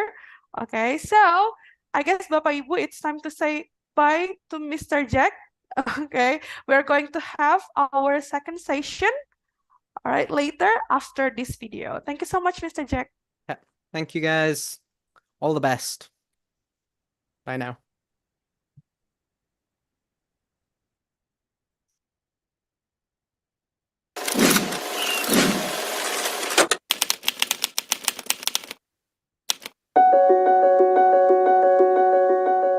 Satu tahun sudah kami bekerja sama dengan pihak audisi. Komunikasi berjalan dengan lancar. Teman-teman dari tim audisi juga proaktif untuk selalu menjaga kualitas pembelajaran yang diberikan kepada anak-anak di sekolah kami. This is actually the collaborations of the students and then the associates, and also supported by audisi as well. We welcome you here today for our fun walk event. We hope you have a great fun walk. Dukungan dari audisi untuk ini sangat luar biasa. Kami sangat senang, anak-anak bilang menyenangkan. Saya merasa bisa cukup aktif. anak-anak semakin meningkat di dalam bahasa Inggris. Materi-materinya menarik banget. Jack masih tetap membantu kita dalam khususnya grammar dan pronunciation. Any exam doesn't feel like a test. Thank you to DC Education for our cooperate together in this semester. Aku merasa Seraman tuh orangnya easy going. He's the best teacher ever. Beliau adalah seorang guru yang baik, yang luar biasa, dan capable untuk mengajar. Thank you so much for letting me be a part of this whole show and letting me MC, for allowing me to be here. Once again, thank you, Pachung, and congratulations, students. Happy graduation. Through programs and resources provided by Odyssey Education, our students have gained invaluable learning experience that enhance their academic achievements. Did they explain it well? Very well. Very well. You know what? Take your chair. Dia ngajarin kita banyak tips and tricks supaya kita nggak gugup pas saya ngomong di depan banyak orang. I have worked with a lot of teachers, and Miss Michelle is among the best ones. Raise your hand if you know. Okay, you raise your two. Raise your hand. Raise your hand as many. Odyssey Education sudah memberikan menurut saya peluang kepada anak-anak untuk bisa lebih confidence lagi melalui Mr. TJ. Kerjasama antara Odyssey dan Sekolah Kristen Kalam Kudus sudah sangat baik. Jadi bukan hanya sekedar turis yang mengajar ya, tapi benar-benar mereka pendidik. Native speaker seperti Miss Emily yang dikirimkan oleh Odyssey menambah semangat anak-anak untuk belajar di SD Katolik Negeri 2. Karena dengan adanya Miss Emily, anak-anak juga bisa menambah pengetahuan mereka dan juga bisa mengembangkan bahasa Inggris mereka dari awal. The partnership between Odyssey and our school bring gratitude by providing important resource and support. This collaboration supports existing programs in school that improve school quality. Menyambut tahun ajaran baru, pendidikan di Indonesia berkembang dan berinovasi dengan pesat, termasuk kami, Odyssey Education. Odyssey Education sebagai konsultan manajemen pendidikan terus mendukung sekolah dalam meningkatkan kualitas pendidikan, serta mewujudkan rencana pendidikan yang berkualitas melalui layanan kami penyediaan native teacher. Setiap tahunnya, Odyssey terus meningkatkan kualitas pengajarnya dengan proses perekrutan yang sangat ketat, mulai dari pengecekan kualifikasi sampai ke background calon guru. Untuk menjaga performa guru, koordinator akademik dan Departemen Sumber Daya Manusia juga turun lapang ke kelas maupun di luar kelas native guna menilai performa para guru. Para native juga dibekali dengan pembekalan workshop maupun pelatihan lainnya yang selalu diadakan oleh koordinator akademik setiap bulannya. Odyssey juga menyediakan berbagai layanan gratis untuk para mitra sekolah, seperti pelatihan guru dengan mengadakan berbagai webinar atau workshop, sampai tryout TOEFL untuk para guru di sekolah mitra.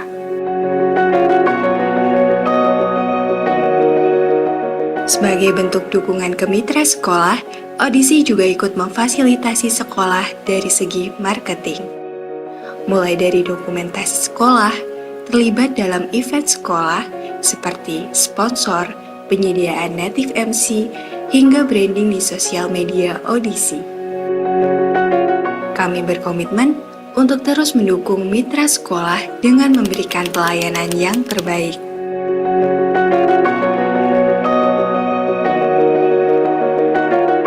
They're nice people to work with. Incredibly professional company. I'm really enjoying my time here and working together with a really great team. Care enough to actually throw their hat in the ring for you. It really means a lot. A good help basis and support system going on with Odyssey. It has been nothing but a pleasure working with Odyssey Education. Kami percaya murid yang cerdas berasal dari guru yang berkualitas. Oleh karenanya, kami sangat mempedulikan kesejahteraan para guru, mulai dari gathering bersama hingga berbagai kegiatan untuk menunjang kesejahteraan guru. Sehingga setiap sekolah yang bermitra dan murid yang diajarkan mendapat pengalaman yang terbaik. Audisi dengan bangga menyambut seluruh mitra sekolah dan menyatakan terima kasih atas kepercayaannya untuk mendedikasikan guru kami kepada 18.000 murid dan puluhan mitra sekolah yang telah tersebar di berbagai wilayah di Indonesia. Bersama audisi, wujudkan pendidikan yang berkualitas.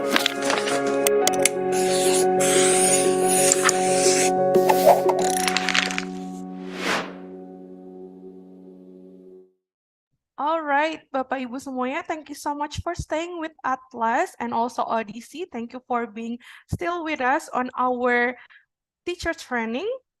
Yes, on our teacher development workshop today, teaching style and teaching strategies presented by Atlas and also Odyssey Education.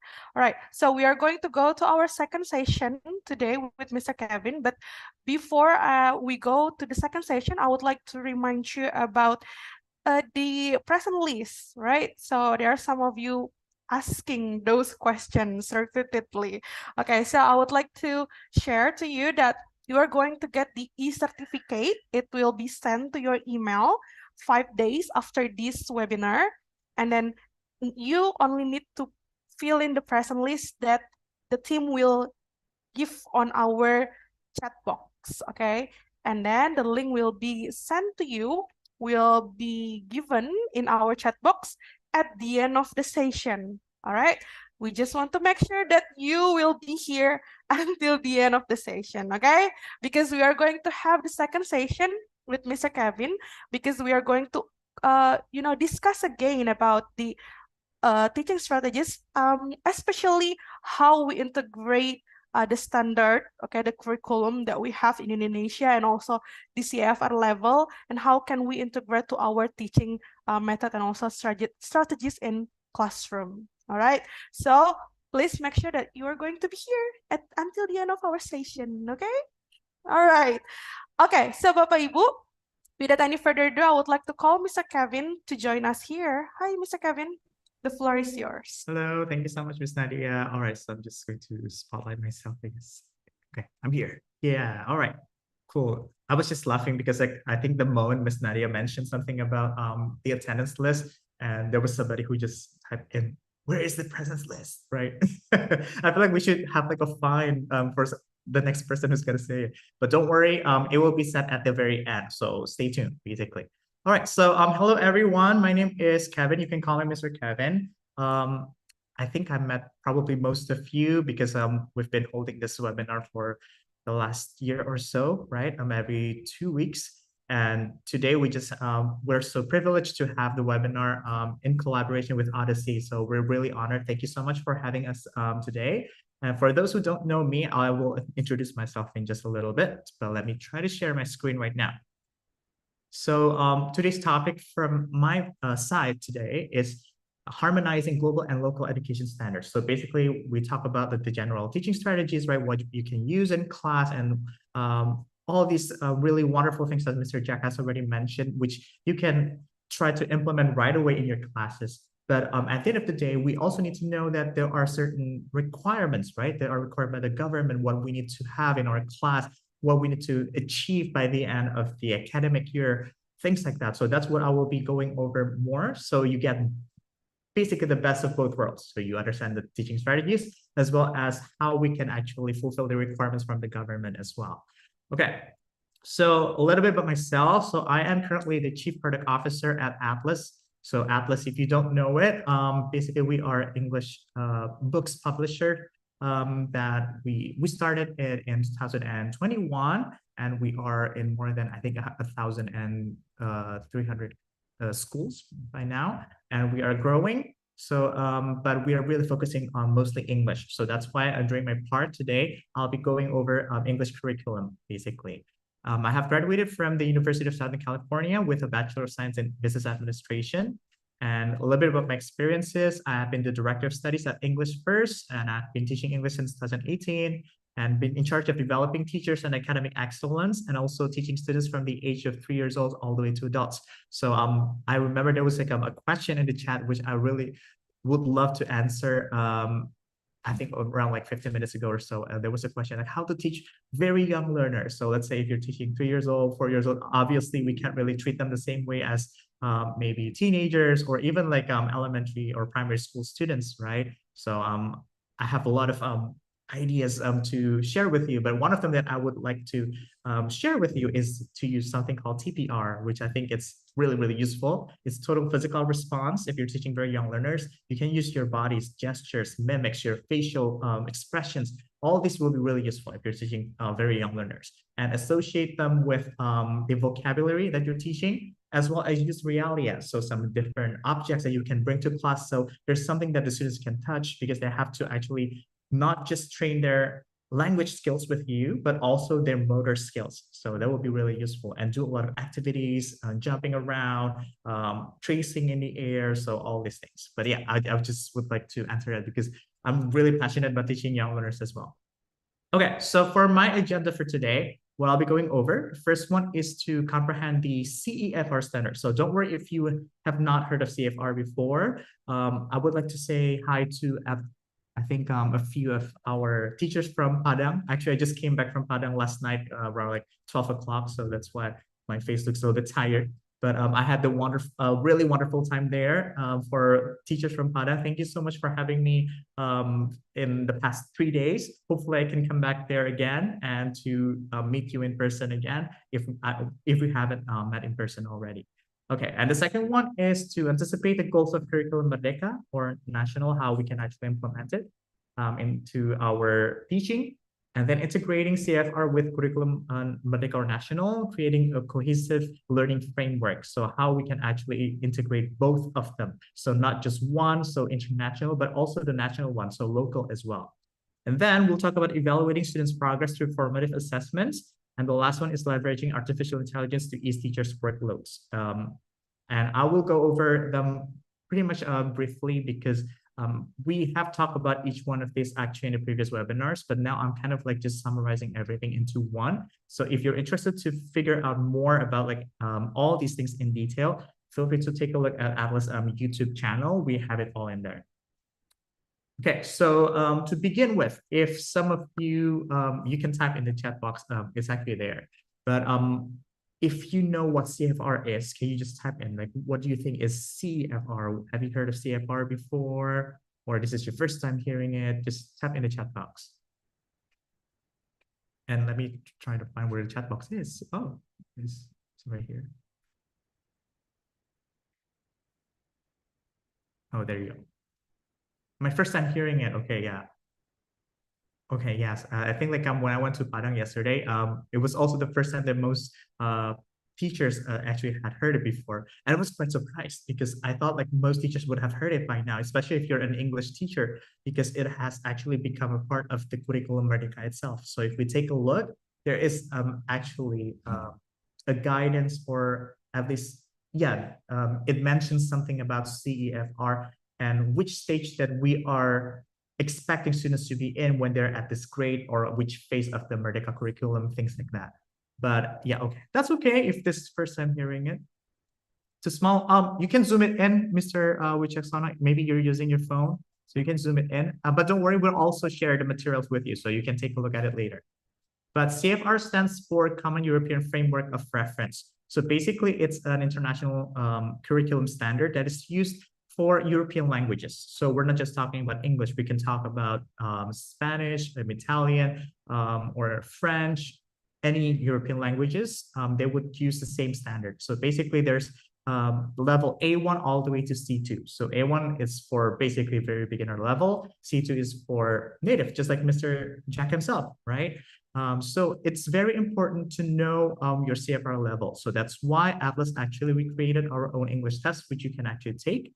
So you can take the test for 15 minutes. It's in test.hiatlas.com. Ms. Nadia will send it to all of you and try to figure out your CFR level itself. We'll talk about why it is important for us to know about the CFR level for us as well as for the students. And I'm sorry if it feels like I'm rushing because I only have 15 minutes left to cover all these materials, but I promise you I'll try to get into all of them. So we will talk also about like how we can apply the CFR. So after knowing, let's say, okay, so my CFR level is B2 or I'm a C1 or my students are B1, how we can handle that in class. And how do we actually integrate that into our curriculum? And the last one is how do we actually set it up for our lesson aims for that day? So that is what we'll talk about. And to start with, I would like you to just think about it for yourself, right? So for example, if let's say you are teaching grade 1, so grade 1 student, so what is the target CFR of the course that you're teaching? So if you're not really sure what that is yet, I'm suggesting that you take a look at the capaian pembelajaran, the one that you all have to see, right? If you're using curriculum Merdeka or National, and you can take a look, what is expected there? Is it A1, A2, B1, or what? So obviously, if we make sense of the CFR already, then it is very easy for us to comprehend because we understand grade 1 students, probably they haven't learned English before, they are not as literate as the older students, so they can't really read too well. So we are not expecting them to be at a higher level. We expect them to be maybe at an A1 level or even something called pre-A1. So right before they even can identify about letters, words, or even sentences yet. So by understanding that, you understand as well like how you can teach the class, right? So instead of us just going to class and using the materials right away, we need to know what we're facing and what we are supposed to be expecting.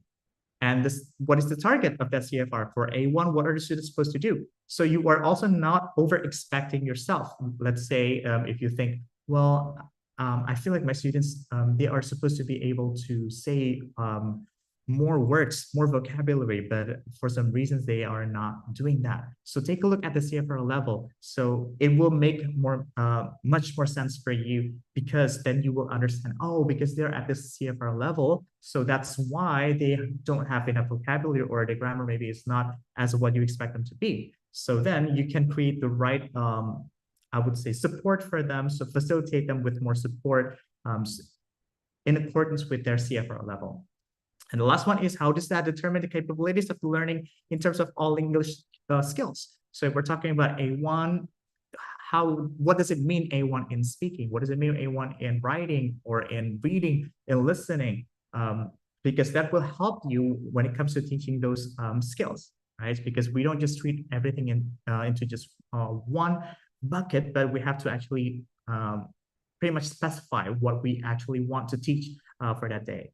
Right. But at the end of the day, yes, when we're talking about curriculum, CFR, everything is kind of like in just one box, right? It's like, okay, we're talking about just, okay, A1, for example, Atlas has A1 book. So obviously that's for A1 students, but we need to dig deeper into like, okay, so what about A1 listening? What is expected to be in A1? Or let's say vocabulary wise, what is expected? So that's how you can actually implement CFR into your teaching itself. So, but there have been a lot of questions in the past from the teachers asking Atlas, like, okay, so what about, are you sure we can actually implement it? Or how accurate is CFR level? How accurate is if, let's say, our students are B1 or if they are B2, how can we be 100% sure of that? So a lot of teachers get caught up in the details. And that's what we want to debunk for today. So when we're using CFR as a guidance, when the government is using it as a guidance, it's not meant to be followed 100% as it is. And the reason is right here. So you can read it yourself, right? What the CFR can do is to stand as a central point of reference, itself always open to amendment and further development in an interactive international system of cooperating institutions whose cumulative experience and expertise produces a solid structure of knowledge, understanding, and practice shared by all. So meaning that the standard itself, it's not fixed, basically. So it doesn't mean like, okay, if we have a B1 student, that will be what they are. It can be that they are in B1, but they have some quality in B2 as well. Or maybe we're expecting to be in B1 when they are in grade 6, but there are some students in grade 7 that they are still in A2. So it's meant to be that way, right? It's not meant to be seen as like, okay, this is fixed and it has to be like that. If our students are not there, or if our students are not at that level, then there's something wrong with our system, or something wrong with the school, something wrong with this with the students. That's not how we should see it. We should see it more, this is a guidance, right? It's basically what you can see, how we can help you to differentiate your instructions to fit into what the students actually need. So to make your lessons more targeted. And in Atlas itself, so we actually have combined both. So the CFR on the left side and the curriculum Merdeka on the right side. So I'm not going to get into detail into, let's say, what each CFR is or what each phase of the curriculum Merdeka is. I believe that most Indonesian teachers, you have probably known about the curriculum Merdeka. For CFR, you can take a look at it yourself, have a read at it. But I think the best way possible, I would say, is for you to figure it out for yourself first. And that's what I would do as a teacher, especially if I'm an international teacher, because we're not all native teachers, right? We can't really be teaching the same way. So we have to know our own level. If, let's say, we are in C1 and we're teaching students in B1, then we won't have any problem because our CFR level, our English level, proficiency level is higher in our students, so we won't have as much difficulty. But if, let's say, our own level is B1, but we need to teach students that are also already in B1, then we're going to be struggling. And that happens a lot with a lot of Indonesian teachers as well, and they have been asking us as well. So it seems like I have some students who are actually smarter than me. What should I do? So that's actually your homework as a teacher, right? So if you know, let's say for that grade, you need to be at a certain level of the CFR, then you need to prepare yourself so you can be at that level. And obviously, yes, there would be some outliers, some students who are way more advanced than the other students, but we're not just talking about that one student, right? We need to fit into everybody. That's what Curriculum Merdeka is all about. It's about individualized learning and differentiated instruction, making sure every need is met. And yeah, so in Atlas, if you're using our books, basically we have prepared everything for you. So you do not need to worry about, let's say, integrating, okay, with the CFR, I have to figure out what capaian pembelajaran I have to use. So in Atlas, in our books, everything is already in one place, and I'll show it to you. So here, I think this is better. So you can take a look. For example, this is for grade 1 students. So phase A. So we have created this scope and sequence in accordance with the CFR level for pre-A1, so even before they are reaching A1 level, as well as this capaian pembelajaran. So you can take a look at the pink one, right? The one in the pink boxes, those are the scope and sequence in accordance with the CFR level, and the ones in the white boxes are for the capaian pembelajaran. So we have the reading, listening, speaking, writing, and so on. And don't worry, because we always have everything both in Indonesian and also in English, because we understand some teachers, they are still improving their own English. So it might be easier for you to take a look at it from the Indonesian perspective first. So don't worry about that. So this is an example if you're teaching grade 1, and this is for phase A.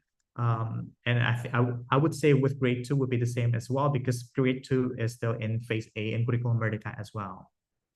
Then let's say if we go to phase D, so phase D is for grades 7, 8, and 9. So this is, I would say, the longest phase in Curriculum Merdeka, right? Because the entire junior high school is dedicated towards this phase, because this is where students are really, really challenged, and they have to be triggered, I would say, to think higher order thinking skills. So not just about answering more trivial type of questions anymore, but to be able to think critically. So that's why it's longer for the grade 7, 8, and 9, but this is just an example what it looks like. And the last one for phase E, this is, let's say, if you're teaching senior high school, same thing. We also have like the expected CFR there, and also for phase E, because grade 10 is phase E, right? And then the last one, grade 11 and 12 will be phase F.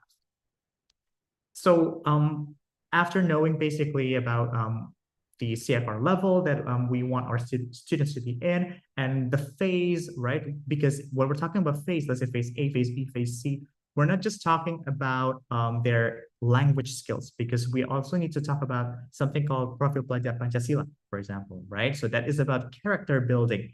making sure that we're incorporating some Indonesian culture, some Indonesian manners into the teaching itself. So how do we incorporate that? So by taking a look at the capaian pembelajaran and including it in our lesson plan. So this is what it looks like. So Atlas has provided all the lesson plans for you if you're using our books for every lesson that you'll be teaching. So it's very easy to use and easy to navigate as well. So we always start with the capaian pembelajaran aim first. So for example, for phase A, this is what is expected for the students, or for CFR pre-A1, this is what is expected of the student.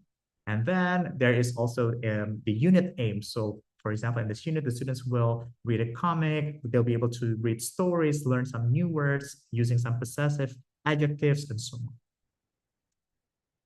And also, obviously, we also have the profil pelajar Pancasila. You can see that, right? So berakhlak mulia, so to understand similarities and differences. So we include that as well. And that is, you can find that in our book content as well. In the book content, it will actually show you that we are incorporating this profil pelajar Pancasila as well.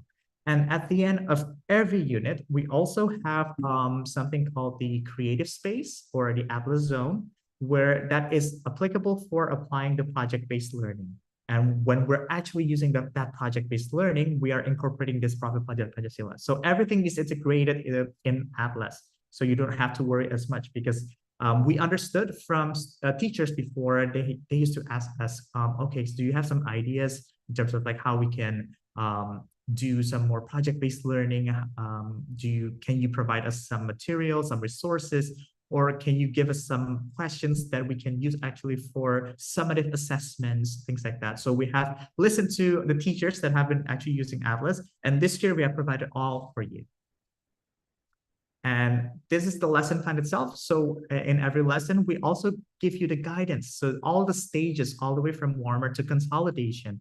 And obviously, when we're talking about all these different stages, we need to not forget about the interaction pattern. Like Mr. Jack said earlier today, right? So our lesson shouldn't just be about direct teaching. It can't just be about teaching, teacher talking all the time, right? Because at the end of the day, that would be the students will get bored or whatsoever. Or if we're just using cooperative teaching all the time, then maybe we might be losing some time management or classroom management because of that. So it needs to be a balance of all these things, right? So that's why in Atlas lesson plans, we have actually thought about it through. So let's say if we're talking about teaching reading is not just about the teacher talking and the students listening and they read. That's not how it is, right? So we can turn it into something else. So maybe we do like a puzzle pieces together, or we can create a game and have to categorize or order which one is the body paragraph, which one is the introduction, which one is the conclusion, and so on. So all of those are included in the lesson plan. So if you are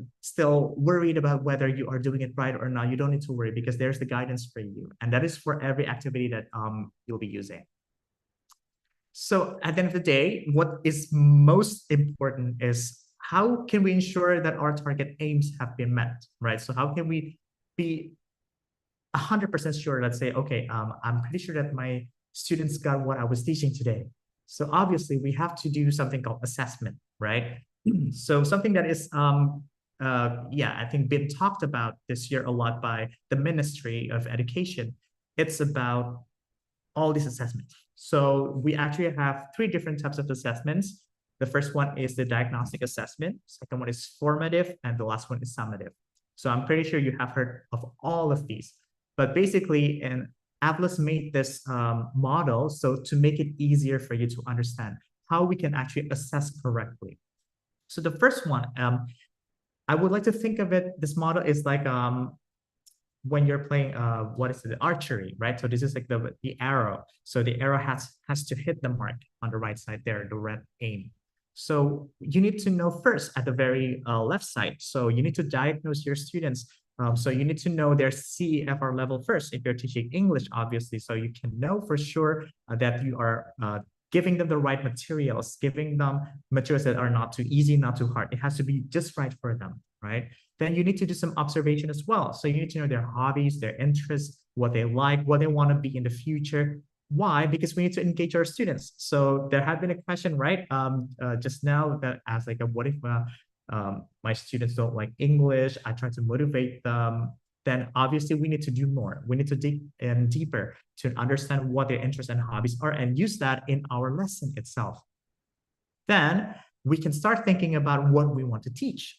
So the concept itself, once we know about everything about our students, what their interests, their hobbies, their capabilities, now we think about, okay, I need to be able to teach students, let's say, to use present tense, for example, right? As simple as that.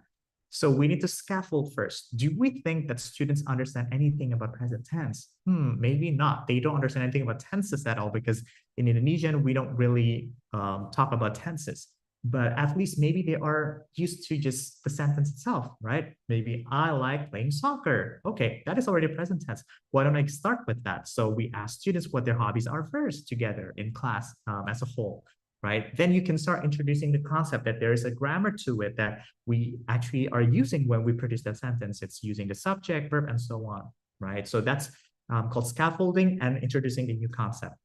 Once you have done that, then you do the controlled practice. So you practice together in class. You can also do it actually individually with each student themselves as well.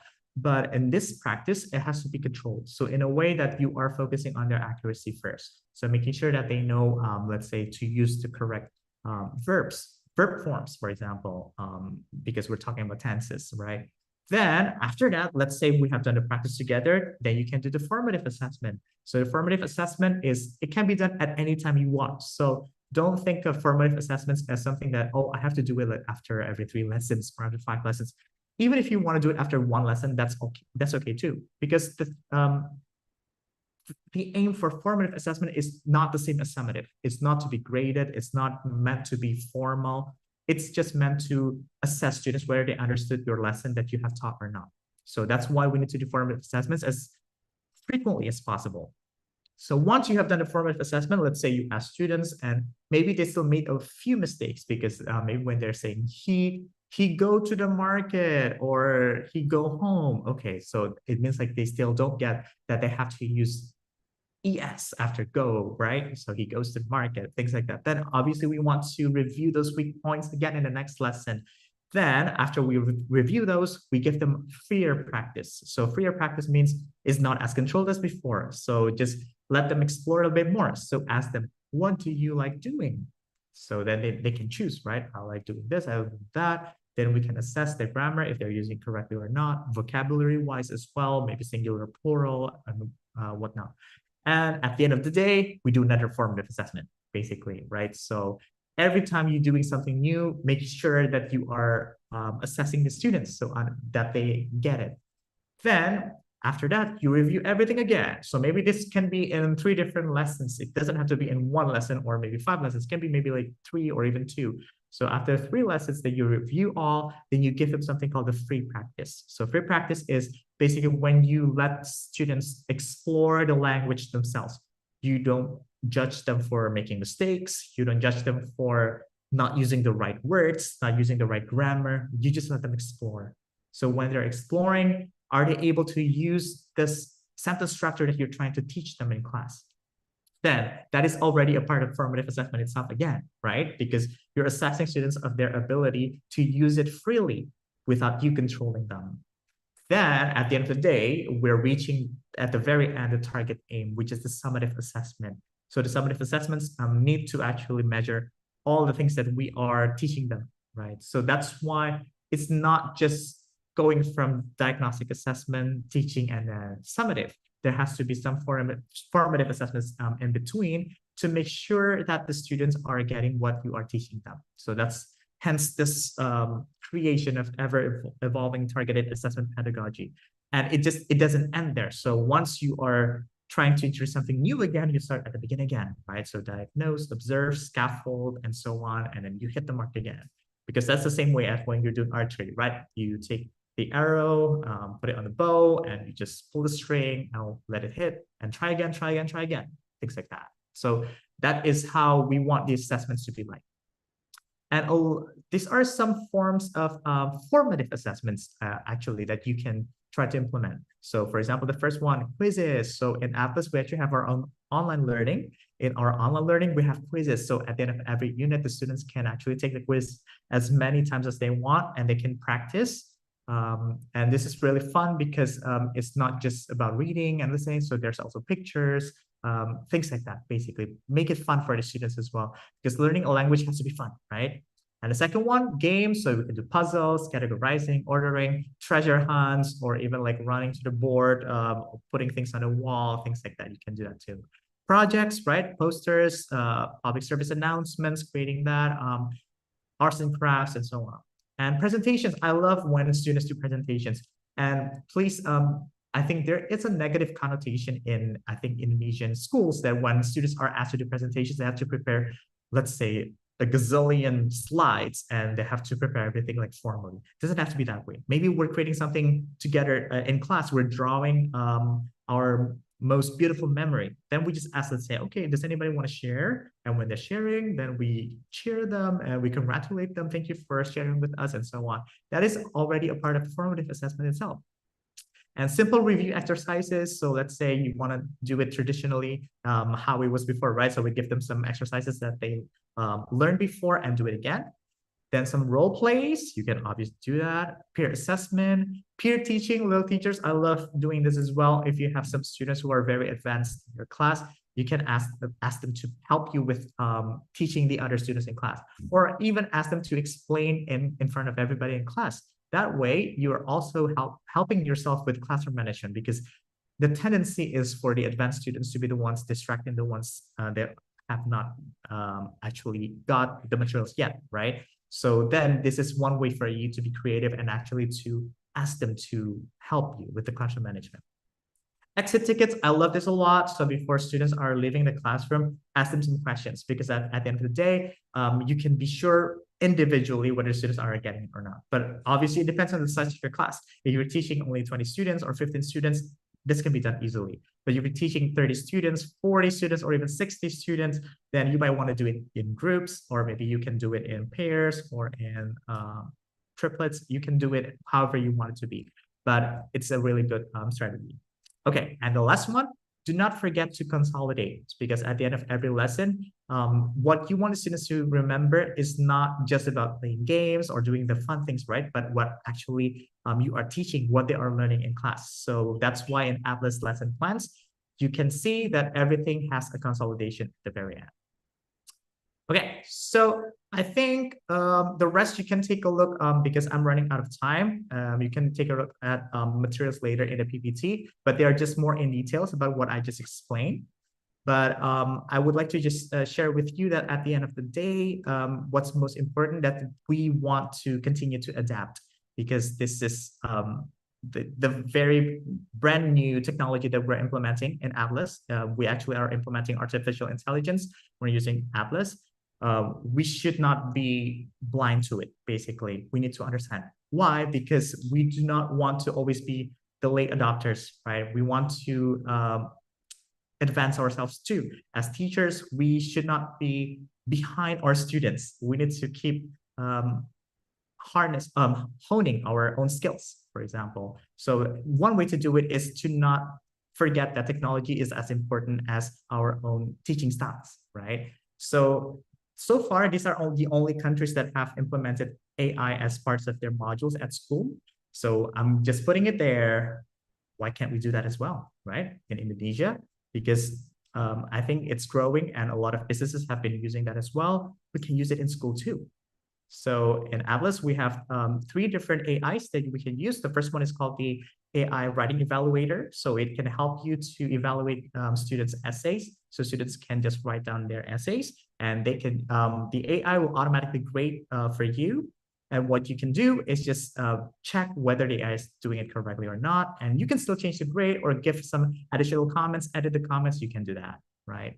And then we have the students comments generator on the left side there. So we can, the AI will actually analyze all the scores that students have and give some comments, because sometimes teachers are also having difficulties when they are facing the end of the academic year, right? Because when they're preparing for the report cards, they have to prepare for the students' comments, and we might not remember the 300 students that we're teaching for that year, right? So this AI can definitely help you with that. And at the end of the day, you can still edit it. You can add comments.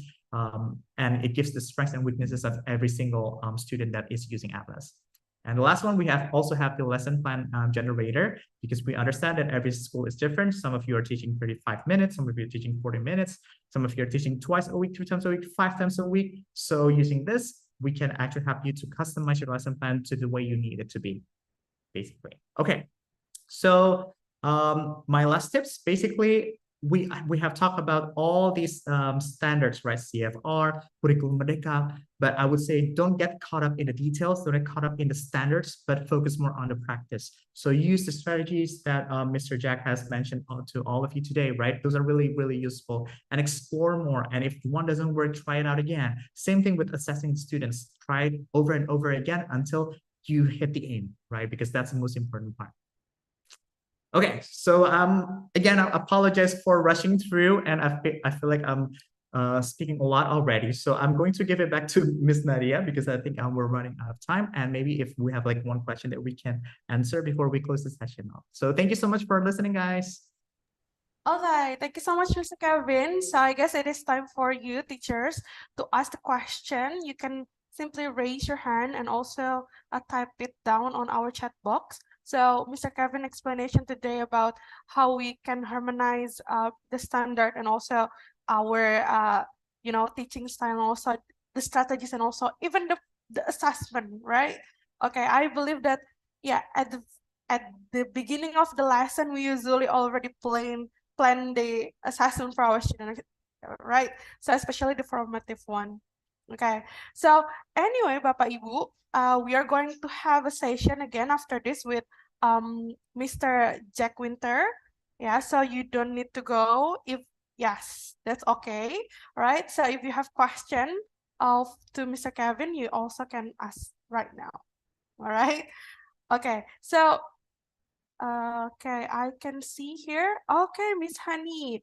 I guess if I have a reward for you for the most active participant for today's webinar, I will give it to you, Miss Honey. Okay, so please.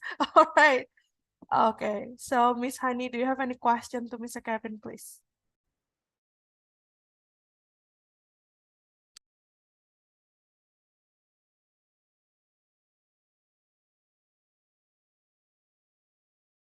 Hello? Miss Honey, we still cannot hear you. Okay. Can you please Can you unmute? listen? Can Yes, you listen? I can hear you now. Okay. Yes. Yeah. My question is how I can diagnose the students' capability, since there are a lot of different skills in one class. For example, like 30 students have a different level of CFR.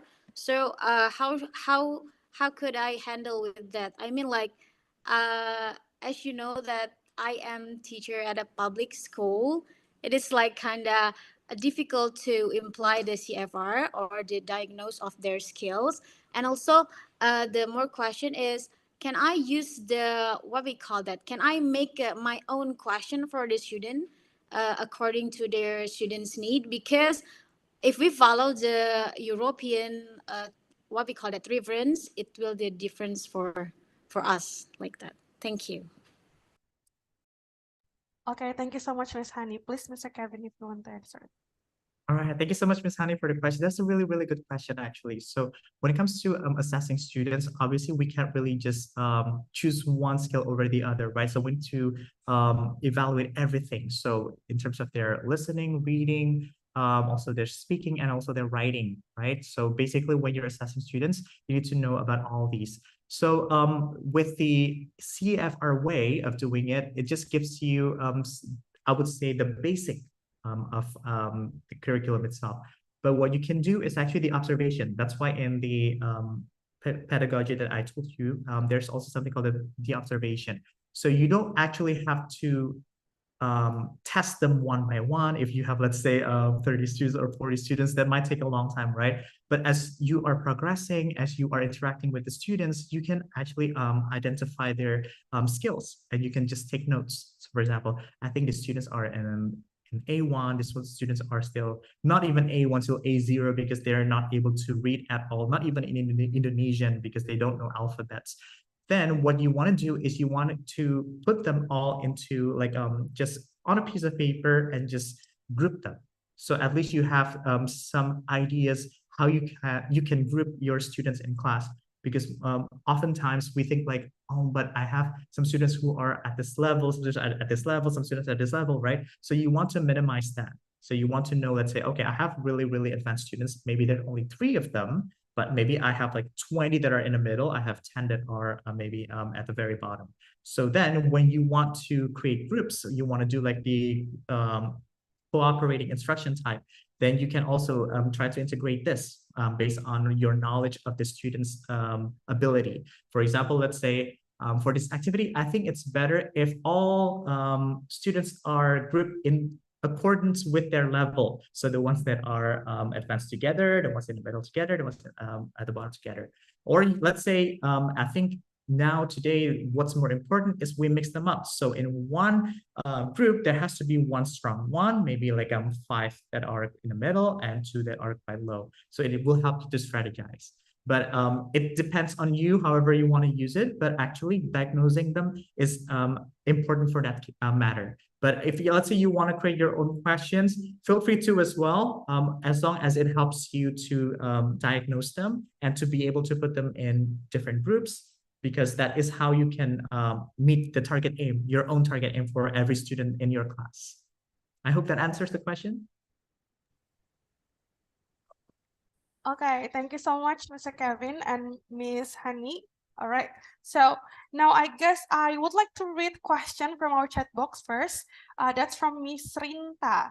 So based on my experience, it's a bit hard to differentiate the students' level in one class between high level, student already fluent in English, and low level, student who never studies English before. Do you have any suggestion or tips how to make the class keep effective with the condition like that? Because for high level students, they will get bored easily with the lesson because they're already capable with it.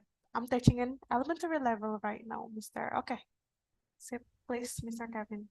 Okay, thank you so much, Ms. Nadia. So I think this is yeah, I think like most often asked when we are bringing differentiated instructions into play, because when you have, let's say, 2 extreme levels in your class, what you can do, right? So let's say maybe one student has taken an English course before, so obviously they're way more advanced, and we have like one more student that doesn't know English at all, so like 0, but they are in the same class and you still have to teach them.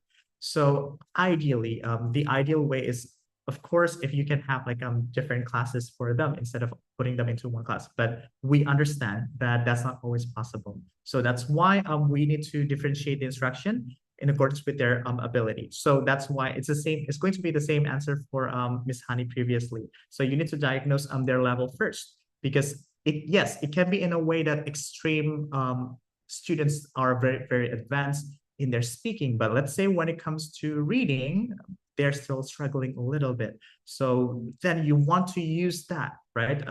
That to actually make the students realize that they still need to learn. Because I think the problem is not with both sides, but it is about our mindset as a teacher as well. Because sometimes we think like, okay, the student doesn't want to learn because they think their other friends are way more advanced than them. That's usually what they think, right? So we need to change their mindset as well as our mindset. So we say that basically that you still need to learn English. Why? Because so and so, and engage them with the motivation, with the right interests and the right hobbies, whatever it is.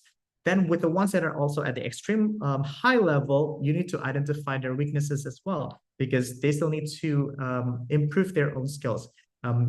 Yeah, I'm not the type of person who believes that somebody is perfect and they don't need to learn anymore. There has to be something that that person still needs to learn, and you need to use that, right? So to make them realize that, oh, okay, they still need to improve, basically. So use those two types of knowledge to control the classroom. But yeah, it's not easy, and it's not going to just be a one-time solution for all, but it's doable. And what's most important is that you try to meet both needs in the class. So don't try to put everybody in the same basket and try to treat them the same way, because if you're doing it that way, then it's going to be hard. So somehow there has to be that distinguishing the class. All right, back to Ms. Nadia. Okay, thank you so much, Mr. Kevin. All right, so for Mr. Ardian Shah and also Miss, I guess it is Miss, what? I forget your name. So sorry, Ibu. All right, because you changed your device, I guess, right? Okay, we are so sorry that we couldn't continue our Q&A with Mr. Kevin. All right, so do not worry, you still can join our webinar. It will be on next week, right? So yes, we will inform you and you can ask a lot of more questions later. All right. So Bapak Ibu, before we go, okay, I would like to say thank you for Mr. Kevin for your explanation. That's a really clear one.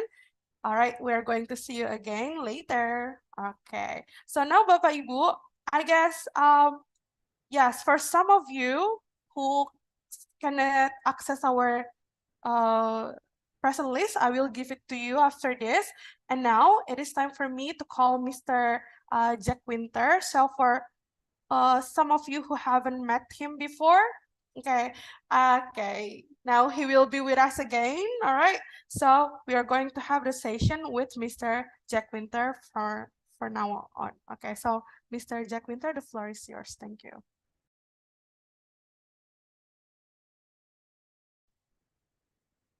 All right. Okay. So, if you have already joined me for the first session, we did start earlier than expected. I know some of those invitations were sent out with different timing. So, if you didn't see me with the first session, then stick around for this. I will give the session again. For those of you that have seen me already, if you want to watch it again, maybe you have some questions that weren't answered, or you want to just try it one more time, feel free to stick around. But we're going to go straight into it for those of you that did not join in on time. So for those of you wondering who I am, I will give a quick brief introduction one more time. My name is Mr. Jack Winter. I'm originally from the United Kingdom and I have been teaching for 5 years in Indonesia now. I have my undergraduate in biological and medical science and a master's in neuroscience. And today I will be giving you guys a talk about how to use different teaching styles and how we can use these to have an impact on student learning and how to improve their learning capabilities. So with that said, the session, we're going to split it up into 2 parts. So exactly the same as the first time about an hour ago. So we're going to go into an introduction. I'm going to explain the different teaching styles and their uses. And then the second part, I'm going to get some of you to do some interaction, getting some activities going with you there. So first things first, when we talk about different teaching styles, which styles are we talking about? So there are 3 main styles we're going to be looking at today, and we're going to start off with the style you are probably most familiar with, and that is direct instruction. This is known as the traditional teacher-centered approach, and this is the kind of the lecturing in front of students. So what is direct instruction? Well, it's teacher-centered learning. This is where you are standing in front of a classroom of students, you are giving learning objectives, you are asking questions and getting feedback from them, and you are mainly focusing on what you are saying. So this right now is an example of direct instruction where I am talking and you are all listening. It's very good for if you only have a limited amount of time and you really want to kind of get that material over and done with, but also it's very good for reinforcing ideas, getting that key foundational knowledge down. So one of the most positive impacts of direct instruction is how efficient it is. This is the one teaching method I would always recommend if you have almost no time whatsoever to prepare anything. If you have 2-3 minutes, you want to give direct instruction because at least you can give clear explanations. This is a method that allows you to immediately correct students and reinforce key ideas. This is really useful for when you are introducing students for the first time. However, it should not be the only methodology that you use when it comes to teaching. Lots of you will be very familiar, very comfortable with direct instruction, but there are negatives, there are downsides to direct instruction. So what are some of these negatives? Well, first of all, it's limited with student engagement. There is minimal student interaction, and students are passively learning. For some students, that is completely fine. Some students love this approach, especially students who are more socially awkward, who enjoy sitting back and listening. So those who learn via listening or via watching, often direct instruction is enough for those students. But those students that need some sort of kinesthetic approach, they need to be involved, they need to actually be solving problems, they need to be working through something. This is not the best. It also, direct instruction, it overemphasizes memorization. And this can become a really big problem. And I would say it's probably one of the biggest problems with the Indonesian education system. Lots of my students, we are moving away from that now, but lots of my students still prioritize memorization over actually understanding the material because it's taught to them passively. And students, they tend to disengage, they stop thinking about what's going on in the lesson, and they start doing something else. Some of you now might be disengaging because, again, I'm standing just talking to you guys, and it's a perfect example of some of the negatives of direct instruction. It is one of those that doesn't quite work all the time, but it does have its uses. It's very good when you want to teach foundational knowledge. You cannot go straight into a lesson and just say, right, work in groups, right, what do you think of this, without students having a foundation to work with. So direct instruction, one of the best uses of this is introductory lessons, introductory lectures, seminars, things where you introduce something for the first time, or where you really just hone down onto that information and you really solidify that understanding. So if you have students that really they don't know the basics, direct instruction can be incredibly useful for just getting that mastery of the basics down. But it should not be used in every lecture, every lesson. Remember, this is again just one of the many teaching styles we do have. So the next teaching style that some of you may be aware of is cooperative learning. This is also known as collaborative teaching. There are other names for it as well, but cooperative learning focuses around one main aspect. So we are going to do a little bit of cooperative learning, I think, later on. But before we get into that, can anyone tell me any ideas what you think cooperative learning is? Do we have any volunteers for answers? Maybe someone who was not here in the first session but has joined in for the second? Any guesses? If you just want to raise your hand. No. Okay, so maybe most of you have been here for the first session. That's fine. So we got some answer on the chat box, I guess. we've got, okay, so what answers? Sharing, collaboration, collaborate with each other. Yeah, so those answers in the chat boxes, yeah. So it's all about group structured activities.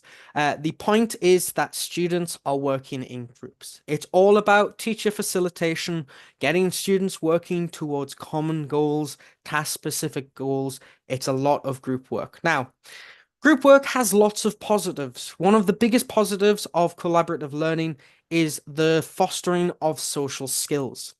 If many of you, like me, taught throughout the pandemic, you will know that with online lessons, students did not really cooperate very much. They were often sitting behind cameras and Zooms, and this meant that when we went back into the classroom, they didn't really have those social skills, that social cohesion, that interdependence you normally get in normal classrooms. Luckily, with the return to normality, we are now starting to get students with that interdependence, but cooperative learning, it's really good for when you want students interacting, when you want to enhance motivation, and when you want students feeling more more confidence in themselves, greater self-esteem because they're actively participating. Cooperative learning is really useful when you have students that are active and approaching to it. So those active students, they really find these lessons really useful, and it gives them plenty of time to interact. So there are also negatives though. So not every student will be active in cooperative learning. So one of the biggest downsides is unequal participation. These are your introverted students, maybe your socially challenged students. This could be students with special needs that you might struggle with teaching if you have them in a regular class.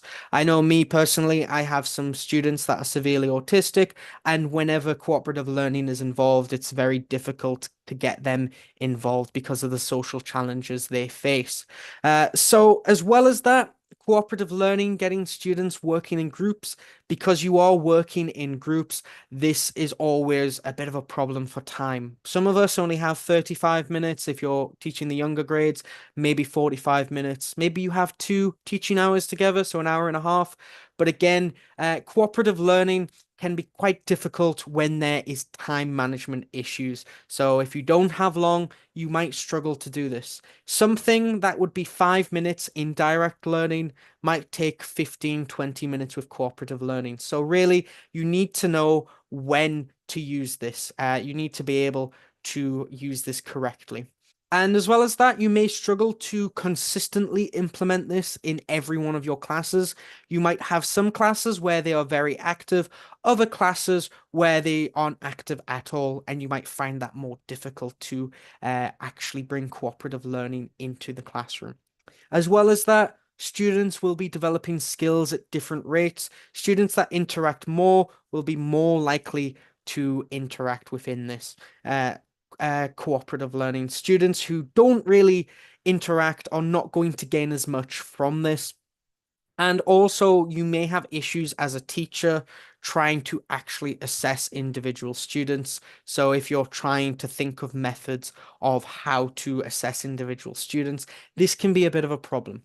So again, just like direct teaching, there is scenarios when this is more useful than direct teaching. So for example, if you give your students more complex tasks, this could be something that involves solving a difficult equation if in mathematics, it could be doing an experiment in science, or if it was something in English, it could be something like doing a play or a group activity, a video, where you want multiple perspectives, you want students interacting, and you have a desire for peer learning. Because really, this allowed students not just to work with you, the teacher, but also their fellow students. And what I would always recommend is in this setting with cooperative learning, putting some of the stronger students in with some of the weaker students so they can help support each other. And in reality, this is very similar to what we get in the real world. You get some people who are really low ability, some people who are much higher ability, and you still have to work together in a team. So this kind of mimics real world challenges. Now, for those students that kind of lack vocabulary and aren't really confident in class, what you can do is you can always pair them up with some of the stronger kids to help coach them out as well. That's something I like to use cooperative learning to do. So I often have one of my stronger students leading a group of weaker students, helping them and giving some peer learning, which can often be quite useful. So the third method that we have is inquiry-based learning. Now, inquiry-based learning is also known as student-centered teaching. Now, student-centered teaching, some of you may have heard of this before. Can anyone tell me what it is from your understanding? Maybe someone new who wasn't in the first time, so someone new. Can any guesses? Any participants willing to give an answer? For what inquiry-based learning? Or perhaps those who joined last time, anyone want to solidify their understanding, want to tell me what they think it is from the first session?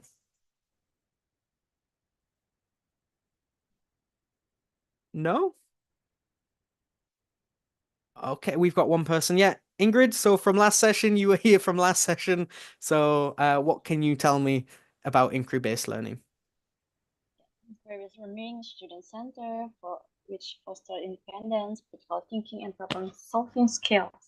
Yeah, fantastic. So inquiry-based learning, it's all about the student being the ones that are active active taking part. So the teacher is a facilitator for knowledge. They are not the sole fountain. So in inquiry-based learning, you are getting students not only working together, but questioning stuff. This may be you and your student working together to come to an answer, helping them work through their thought process.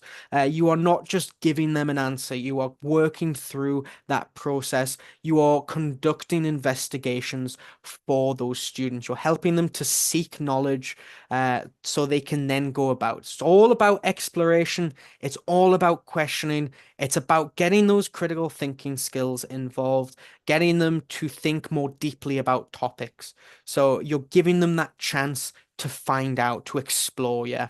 So some of the biggest positives of inquiry-based learning is that it develops critical thinking skills and problem-solving skills.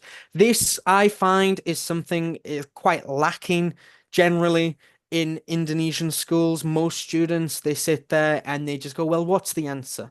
And I don't like having that approach with my students. I won't give them the answer. I will get them to think about it. I instead will say, well, what do you already know?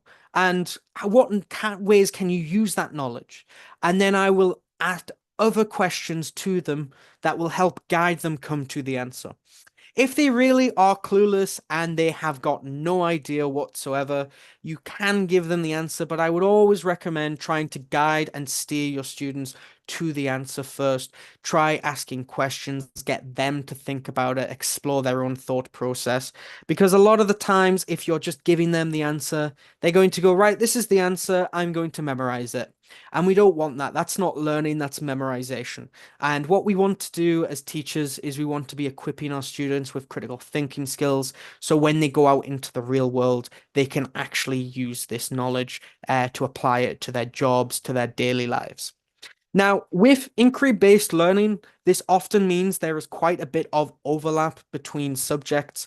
For example, if you are doing inquiry-based learning within science, whereas with direct teaching, you may only have a lesson on biology. In inquiry-based learning, you might dip into fields of mathematics, physics, chemistry, but then also you might dip into other fields such as art or food technology. You can mix and match. You can have interdisciplinary connections where students understand that the world is interconnected and it is not just physics, biology, chemistry, or it's not just past tense only this lesson. You are mixing, you are matching together, and it creates this authentic experience that is similar to the real world context, because most of you know, as teaching isn't just about giving knowledge, it's also public speaking skills. It is material preparation, it's organization. It is all of these different skills which are separate than just remembering and presenting knowledge. So it's this interdisciplinary connections that you want, which allows students to develop deeper understandings of the materials, because not only do they know the answer, but they're also curious about it, they're looking into it, and they're able to think through from start to finish. So we're facilitating the full thought process instead of what is the question, what is the answer, and going, this is the answer, that was the question. We're going, this was the question. How do we go from step A? We know this. How do we piece this knowledge to that, which goes to that? That's the answer. We're facilitating. So there are negatives to this, though. There are lots of problems that we can have to this. So can anyone give me any negatives about inquiry learning? So anyone at all? So some negatives. Time intensive, preparation, and potential for misconceptions. Good. I see some of you are writing in the chat there the answers. So yeah. So biggest negative, time intensive preparation. It is not easy to make an inquiry-based lesson.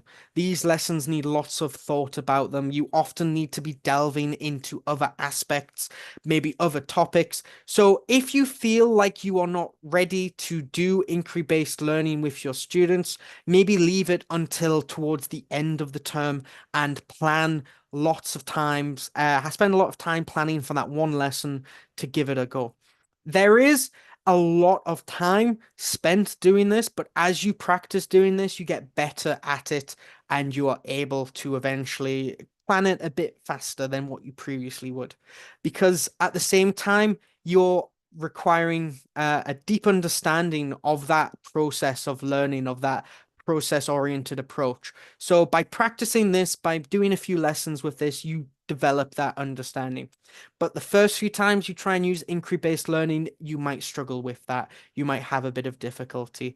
And there are potentials for misconceptions. So if you need a student to absolutely know a fact and there is no question about something, and you go about this approach, you need to be checking with those exit tickets, those last kind of checks for students, that there aren't any misconceptions. Because if you do this wrong, you could end up with students having misconceptions about what you have presented to them. So it is important that you are very clear with the learning points, with those exit tickets at the end of the lesson. You make those points clear. Now, again, material constraints, sometimes you will need to be using extra materials. You will be need to kind of bringing stuff in, which again can be a bit of constraint on you, especially if you are in a more rural area and you are limited with your materials. Think about more inquiry-based learning methods that you could use that aren't intensive on materials. So maybe they are more thought processes, or you get them to act something out as opposed to something using physical materials. This is really best used once you know students have an okay grasp on a topic. If you use this as your only methodology, you risk students being uncertain about what you are talking about and having ambiguity. So really, you need to be careful with this. However, there are lots of uses for this, and it is possibly my favorite use, my favorite teaching method, especially when it comes to things like science, when there is that kind of research-oriented approach, because one of its biggest skills is developing those research skills, especially in things like science, any sort of STEM subject, you need to have those critical thinking and problem-solving skills. And every single aspect of inquiry-based learning reinforces and promotes critical thinking, reinforces and promotes problem solving, because you are giving them a question. They are then working through it with their own thought process. You can do it with group work, and then you can turn around and you can get them slowly guided to an answer as you ask questions in the right way. So you guide them towards the answer instead of saying, this is the answer to that. And because you are guiding them, you are fostering independence. Students will be more confident. They won't feel like they have to rely on you or one of their friends for an answer. Because they're practicing their own thought process, they're following along how to actually do it. They gain confidence and independence in their understanding. So this is really useful for exploring complex concepts. This can be especially in high school, junior high school, if you have a really complicated topic you want to approach, this could be a really good way of approaching that, is you give them a hypothesis. Maybe you give them something you would like them to solve, an idea to fix. So for me, what I did is, for one of my example lessons, is that in one of my English classes, I had students go out and the topic was all about healthy living. And I gave them the first lesson was a direct teaching approach to the basics of the vocabulary, what they need to use. The second lesson, I got them to work in groups and I got them to do small group projects. And then the third lesson, I got them to come back and I got them to think through the thought process and I got them to work through everything together. How did that work? Did it go well? How would we improve it? And we walk through with questions and we get them asking questions. If we could improve it, how could we do that? And then we get them to do it. Did that improve it or did it make it worse? So again, you can use these as follow-up lessons. And it really allows for connecting the learning to real world applications.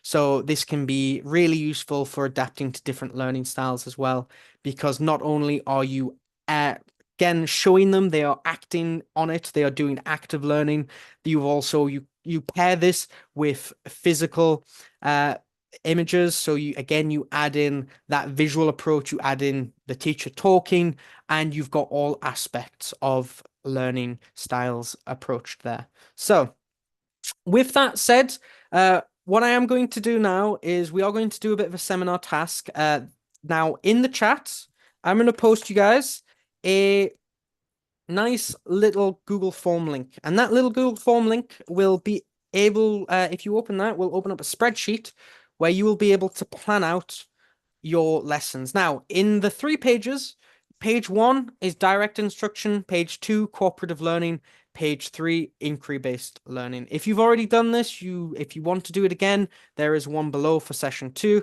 If you've not done this before, use the one at the bottom that says session 2 above it. Now, I want you to join one of those, that spreadsheet, and then join one of those 3 pages. I would recommend using the page that you are least confident with. So if you struggle with inquiry-based learning, go for that one. If you struggle with cooperative learning, go for that one. If you struggle with direct instruction, go for that one. Now, in the form, I want you to create a simple lesson plan. This can be a topic of your choice, something very simple. In each of these, just want you to tell me what's the target audience. So is it SD, SMP, SMR? And then I want you to tell me what are the learning objectives, then a quick summary of your activity, and how would you assess the students check their understanding. If you finish, say, your direct instruction one, and you want to do one for cooperative learning or inquiry-based learning, you can. And then after a while, we will go over those and we'll look at the strengths and weaknesses of some of those that you guys have made. So just to give you an idea now, this was session 1. So we've already had some people fill in session 1. These are session 2. So again, page 1, direct instruction. Page 2, we have cooperative learning, and page 3, inquiry-based instruction. So just work on those as you go. Now, while you're working on those, I'll open it up for any questions. So does anyone have any questions so far? All right, some of the teachers already written down the question on our chat box anyway. Okay. Mr. Jack. All right. Can So, you, right, yeah, which we'll ones help have we you got? find out some. So can we get this material that will be sent over? Is that right, Ms. Nadia? Via Yes, email? I will send it by email to you. So, what else have we got? Student reluctance, not a question. The topic should be opened and problem solving, not only black and white item, aren't they? Yes. So again, inquiry-based learning is all about getting them to think about it. We're not saying this is the answer. We are getting them to think about all the possible answers and then coming to the answer. Again, might not be appropriate if you are teaching the times tables. You might not want to do an inquiry-based lesson if you are teaching 5 times 5 is 25. Again, that's going to be way too advanced for your students. But if you're doing something that is a bit more creative, so for example, if you are looking at different colors in primary school, maybe you're doing primary colors, what colors make which colors are the primary colors? What colors can we make with red, blue, and green? Or what colors can we make with green, red, and yellow? So again, and you get the students to experiment. There you have a bit more inquiry-based experimentation. Is it possible to implement inquiry-based learning in elementary level? Yes, it is in some manners. So you want to keep the inquiry basic. You do not want to go too complex. So this can be something as simple as an inquiry-based lesson could be you give something like all the students in this class like bread. Is that true? And then you get the students. So how would we go about doing that? Well, you would get your students asking questions, going out and asking their teammates. So asking their classmates, do you like bread? Yes, I like bread. No, I like bread. And then you get them to come together. Did everyone like bread? No? Why did some people not like bread? What's the reasons behind that?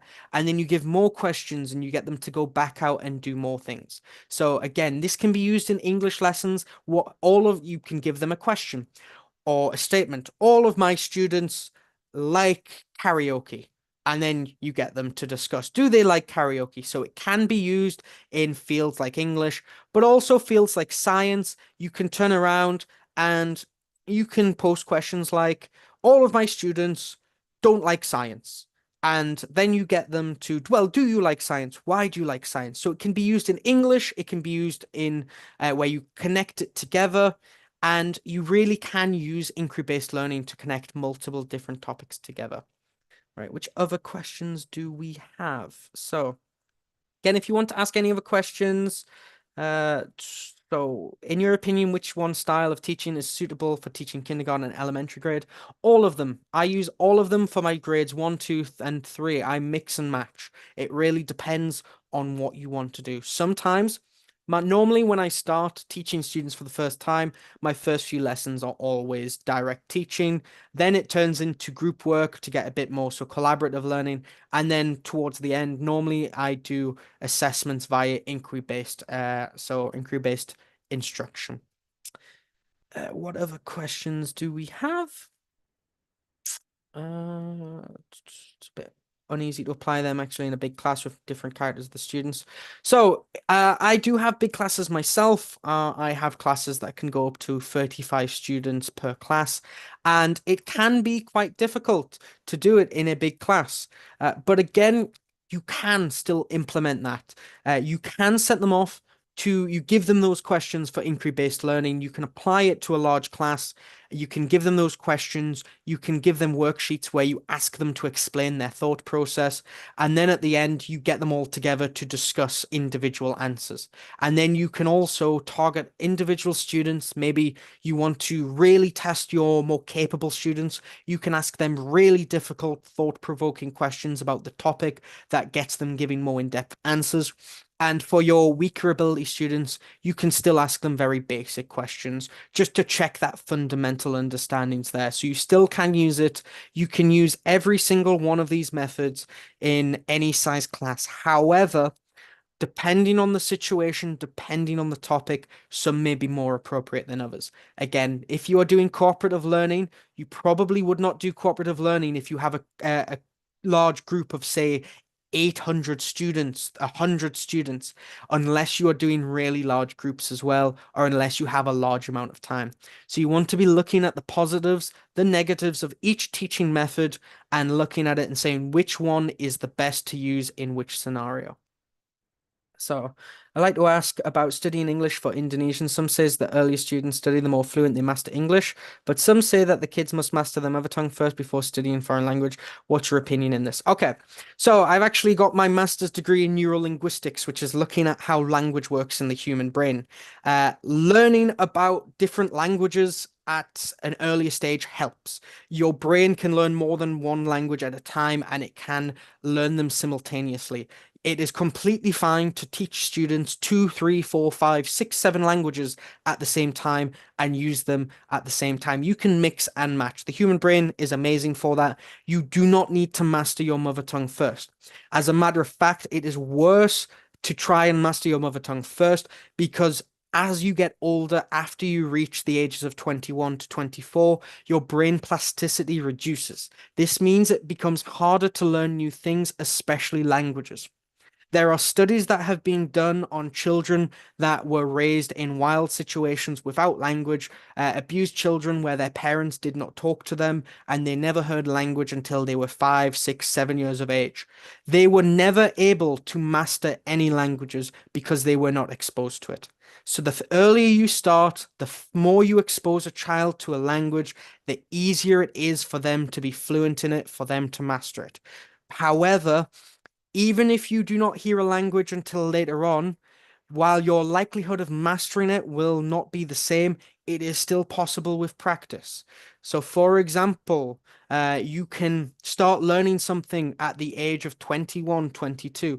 You can still get a good development of that, still understand it enough to be able to use it. So I started learning Indonesian at 23 years old. Dan saya bisa pakai cukup bahasa Indo untuk konversasi. Jadi ya, nggak apa-apa. Wow, Tapi okay. coba mulai at the start, you start earlier, that's better.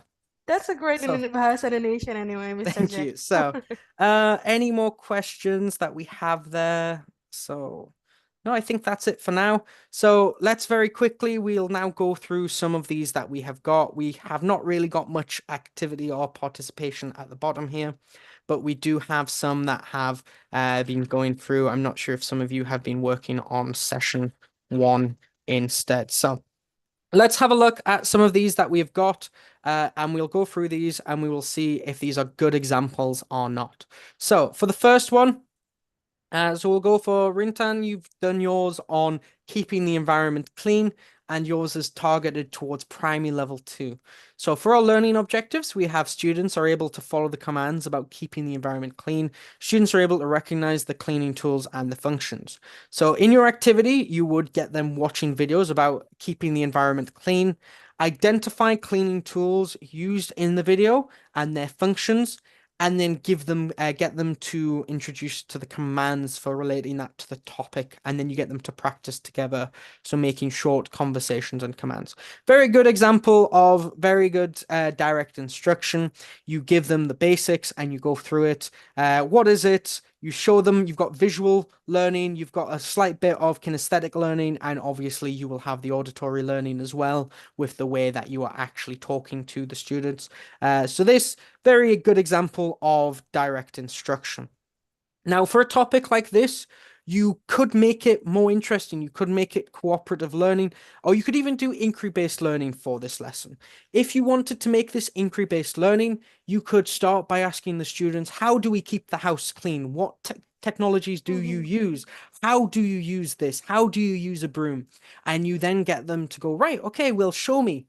Do you know the name of that action? What would you call that action? Is that sweeping? And you help guide them towards it.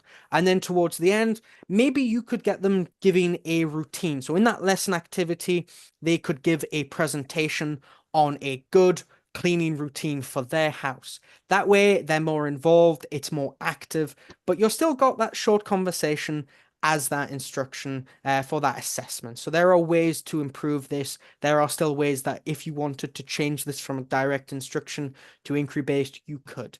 And you do have some cooperative learning with them working in short groups, although again, you could make it a lot more of cooperative focused as well by getting them to go into different groups at the start. So we've got one here where we've got Derry. So we haven't quite finished here, but it's to make student vocabulary for students in elementary. So how are they able to improve their vocabulary through pictures or songs? So again, this one's very basic. For direct teaching, you could just show the pictures, you get them to go through it. But for collaborative, how could we do it a bit more interesting? So is Miss Derry there? Could you walk us through what you were thinking? Is Miss Derry there? Am I pronouncing that right? Let me check. The name is Miss Dewi. Am I pronouncing that? Dewi. Dewi. Okay. Dewi. Is Miss Dewi there? Dewi. Yeah, Miss Dewi's here. Would you like to explain to us your lesson activity that you were thinking of? Yeah, you can try to unmute yourself, Miss Dewi. Miss Dewi?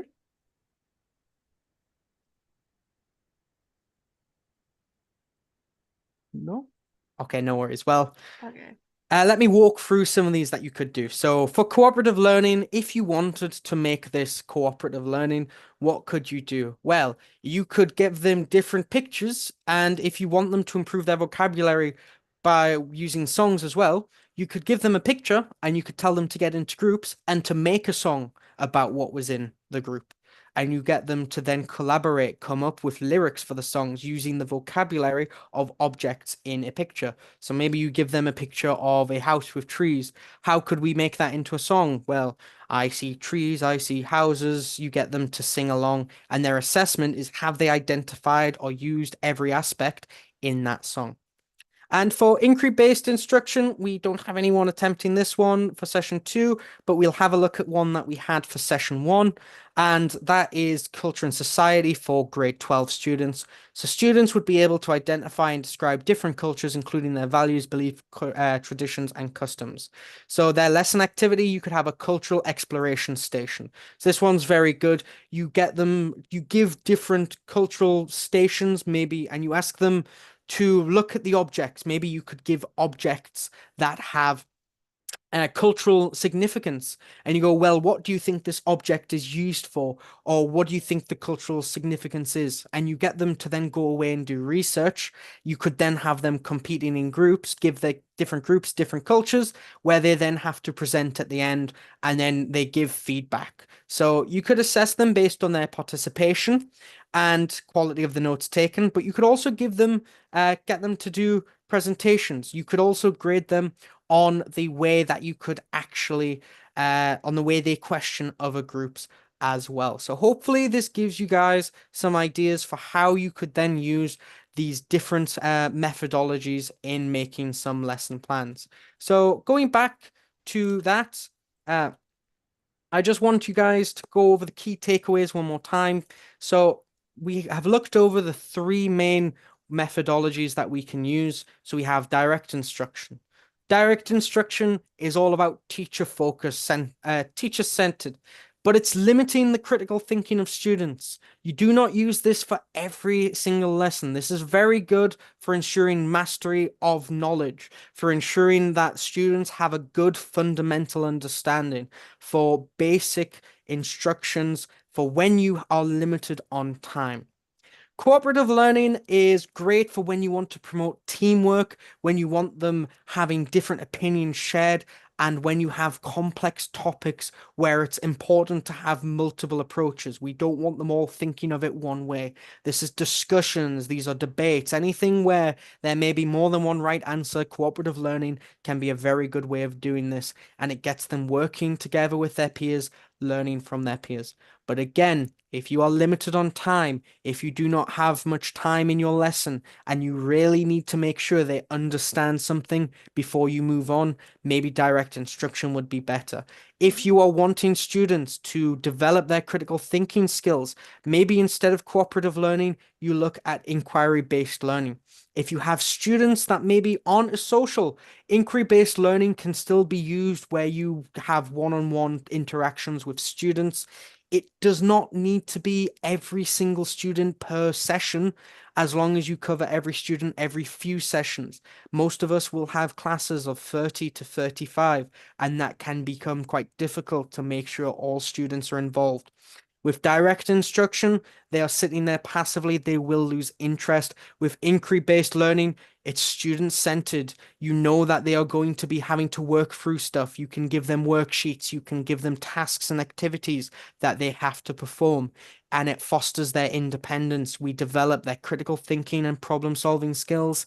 But again, if you don't have long to prepare, if you are limited on time for your preparation, if you get told last minute you have a lesson tomorrow, do not go for inquiry-based learning. Maybe direct instruction would be more appropriate. And finally, the point is that these methods are tools. There is no right or wrong way to use them. It is up to you to understand how to use them. Hopefully today you have gotten an idea of when one might be appropriate, when one might not be appropriate. So these are all about using them the right tool for the right job, and just instead of relying on traditional direct instruction. So open the floor for any questions. So if anyone, I saw someone had their hand up earlier. Does anyone want to ask any final questions? Maybe you had a question the first session that did not get answered.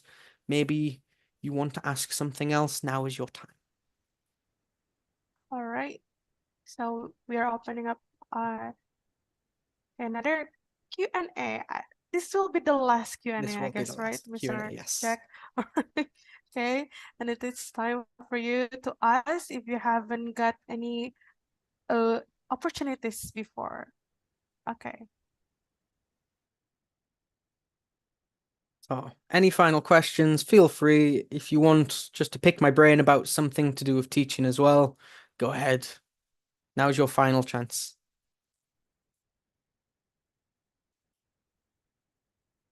No? All right. If that is the case, thank you very much, guys, for attending. Sorry for those that have seen me do this twice. Oh, one question. How would I apply inquiry-based learning to special needs students? That is one of the more difficult ones when it comes to special needs students. Really what you want to do when it comes to more special needs students is you want to apply questions that kind of are giving the answers. So for example, instead of just giving them one answer, and saying, right, say 2 plus 2 is 4. With someone who has special needs, this is a really basic example, but you might say, what do you think? So we know 2 plus 1 is 3, so 2 plus 2, do you think it might be 4 or 5? So you give them choices. You simplify the inquiry, but you still allow the facilitation of what limited knowledge they can. For some special needs students, if they are severely special needs, you may really struggle to get inquiry-based learning. But again, with inquiry-based learning, you can then still, you don't have to just do it for that one lesson. If you know you have special needs students in that class, maybe you want to prepare something specifically for that child or specific topics on that inquiry that you know will help them out. Or maybe you want to provide a supplementary pack with all the information they need. So you give them additional resources to help them within the lesson. Yeah, Miss Sri? Oh, you're still muted? Yes, Miss Sri, you can try to unmute yourself. Can you? All right. There you go. Yep. Oh, we still can't hear you there.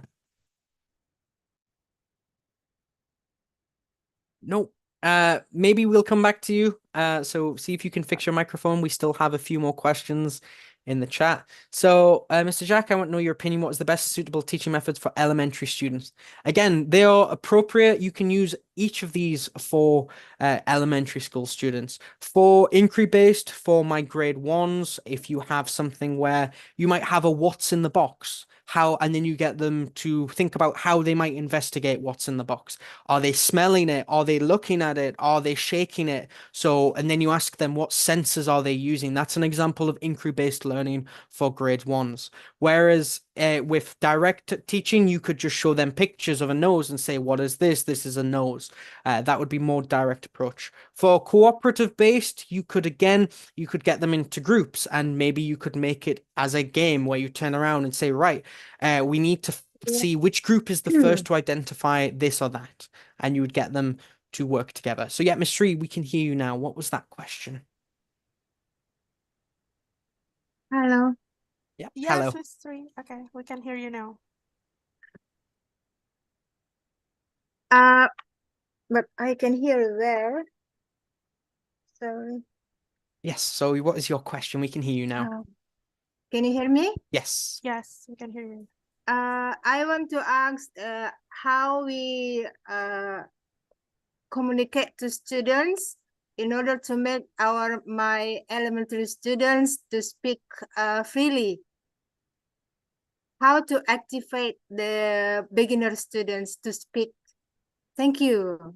All right. So for beginner students, you can start off really, really basic. You can have like back and forth where maybe you make it into a game and I throw you a ball, you tell me your favorite color, and then that way they are interacting with that. If you want to make it as fun as possible, but you also want to cultivate an environment that students don't feel the pressure on getting things incorrect. So you really want to use a lot of positive reinforcement for any efforts they try. So efforts that they do, even if they're incorrect, instead of saying, no, that's wrong, instead be like, good try, not quite, but good try, really well done for getting involved. You want to make it as fun as possible. Even when they make when they make mistakes, you still want to encourage that participation. So especially younger students that are very low ability, games are one of the best ways that you can do that. You make it fun. Even though they're losing, they're improving, they're getting better. Will they win the next one? And you've got to make sure you are giving them opportunities. What I often do is after the first few lessons, you will have identified your stronger and your much weaker students. Now, what you want to then do is tailor your questioning to those students. So what I will often do is in one of my classes, in my grade 3 class, even grade 1 actually, my grade 1 class, I have a student who does not know the difference between colors or shapes at the start of the year. And when I was asking them for the color, they were saying the shape. Again, I was still then encouraging them, go, not quite, can you try again? What about this? This is red, what color's this? And you get them to give a go and you're like, oh, really good try, not quite, what about this one? And you make it fun, you make it more enjoyable for them. Whereas for my stronger students in that same class, I have a student that speaks fluent English almost at that age, and they turn around, Mr. Jack, I went on holiday to blah, blah, blah, blah, blah, blah. And for them, I will always challenge them with more obscure things. So if it's shapes, if it's colors, I will be like, right, okay, instead of a square, I might show them like a 12-sided shape and be like, what is this? I might show them a really vague shape. Do you know this one yet? And where they struggle. But they're learning from it because they're learning something more advanced. But it also shows the weaker students that even though the more advanced students are capable, they also get it wrong every now and then. So make sure to challenge your higher achievers and also to bring that challenge level down for those lower abilities so they can get it right every now and then, even if that is going right down to the very basics, and that will cultivate and foster that confidence in them. You really just want them knowing that it's okay to make mistakes. We learn by mistakes. Look, even your strongest classmates are making mistakes. It's all about having fun and trying. Yeah. All right, thank you so much, Mr. Jack. All right, that's really great. An insightful presentation. I believe that all of the teachers will try to implement that one later in this, this new academic year. It will be this July, if I'm not mistaken, right? Yeah. Yes. Okay. So give big round of applause to Mr. Jack. Okay. So Bapak Ibu, thank you so much for still be with us today.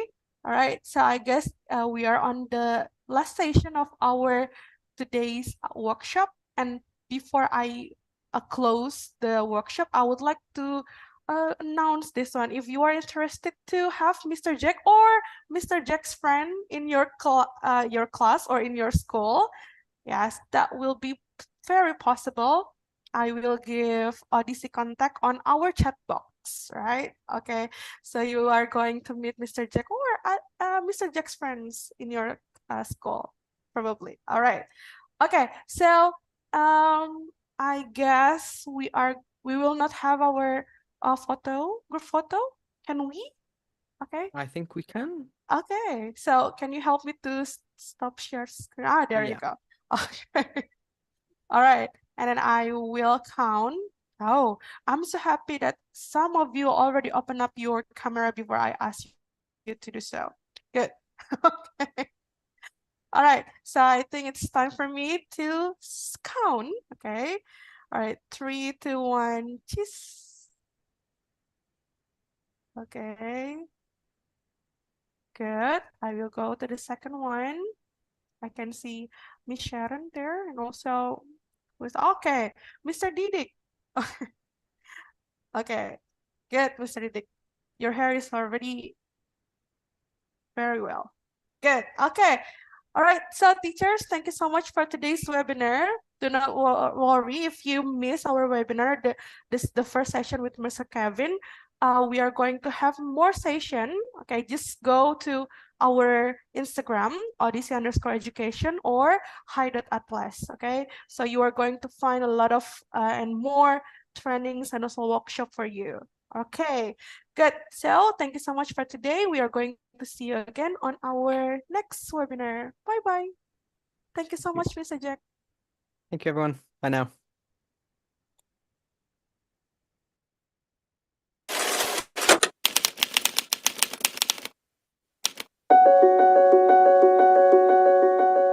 Satu tahun sudah kami bekerjasama dengan pihak audisi, komunikasi berjalan dengan lancar, teman-teman dari tim audisi juga proaktif untuk selalu menjaga kualitas pembelajaran yang diberikan kepada anak-anak di sekolah kami.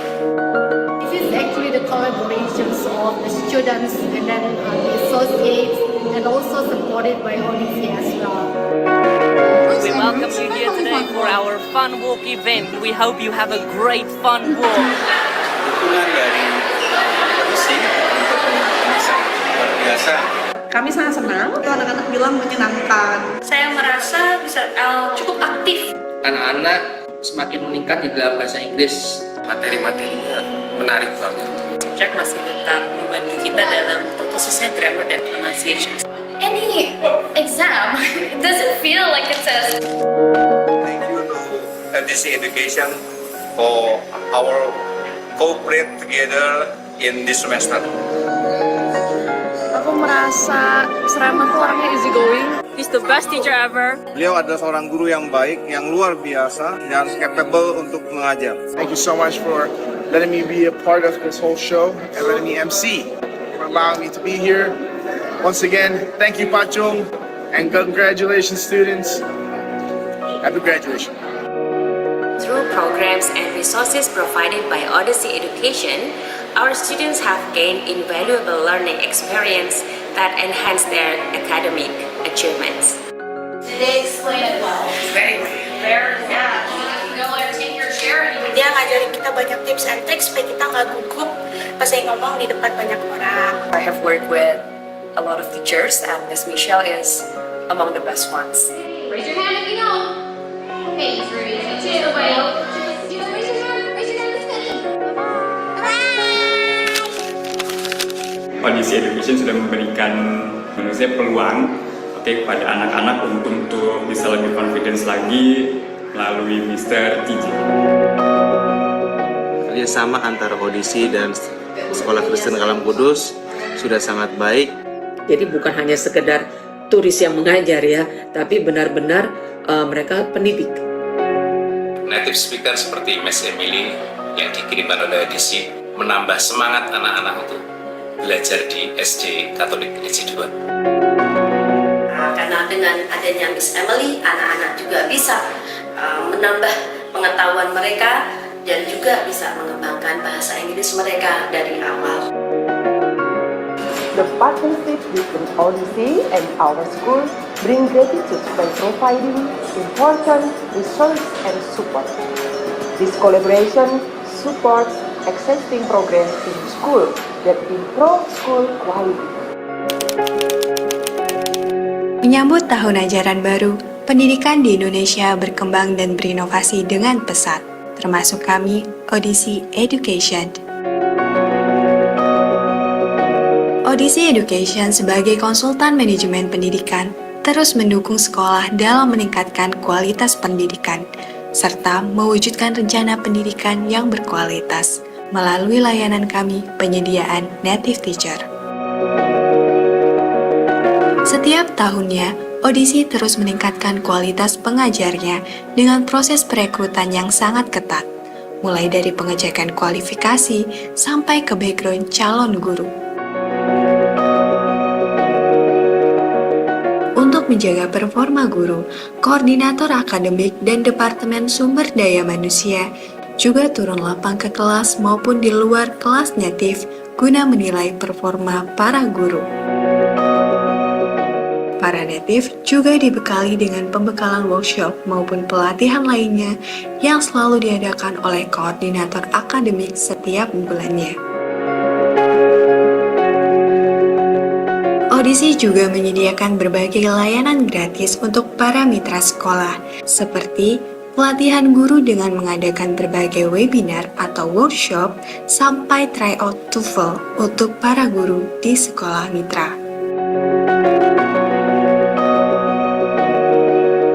Sebagai bentuk dukungan ke mitra sekolah, Odyssey juga ikut memfasilitasi sekolah dari segi marketing. Mulai dari dokumentasi sekolah, terlibat dalam event sekolah seperti sponsor, penyediaan native MC, hingga branding di sosial media Odyssey. Kami berkomitmen untuk terus mendukung mitra sekolah dengan memberikan pelayanan yang terbaik.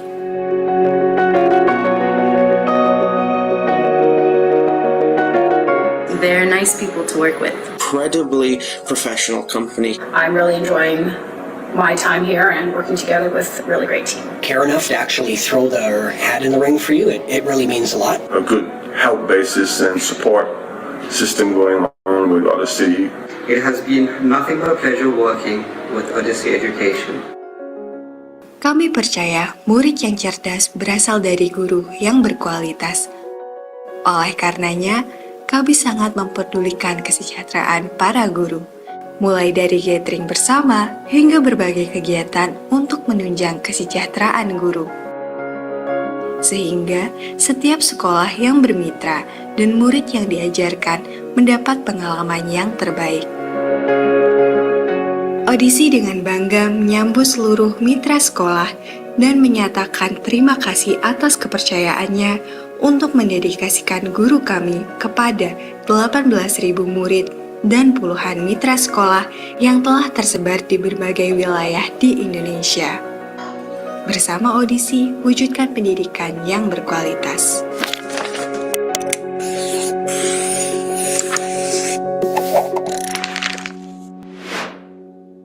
Alright, Bapak Ibu. Okay, I guess this will be the end of our session today.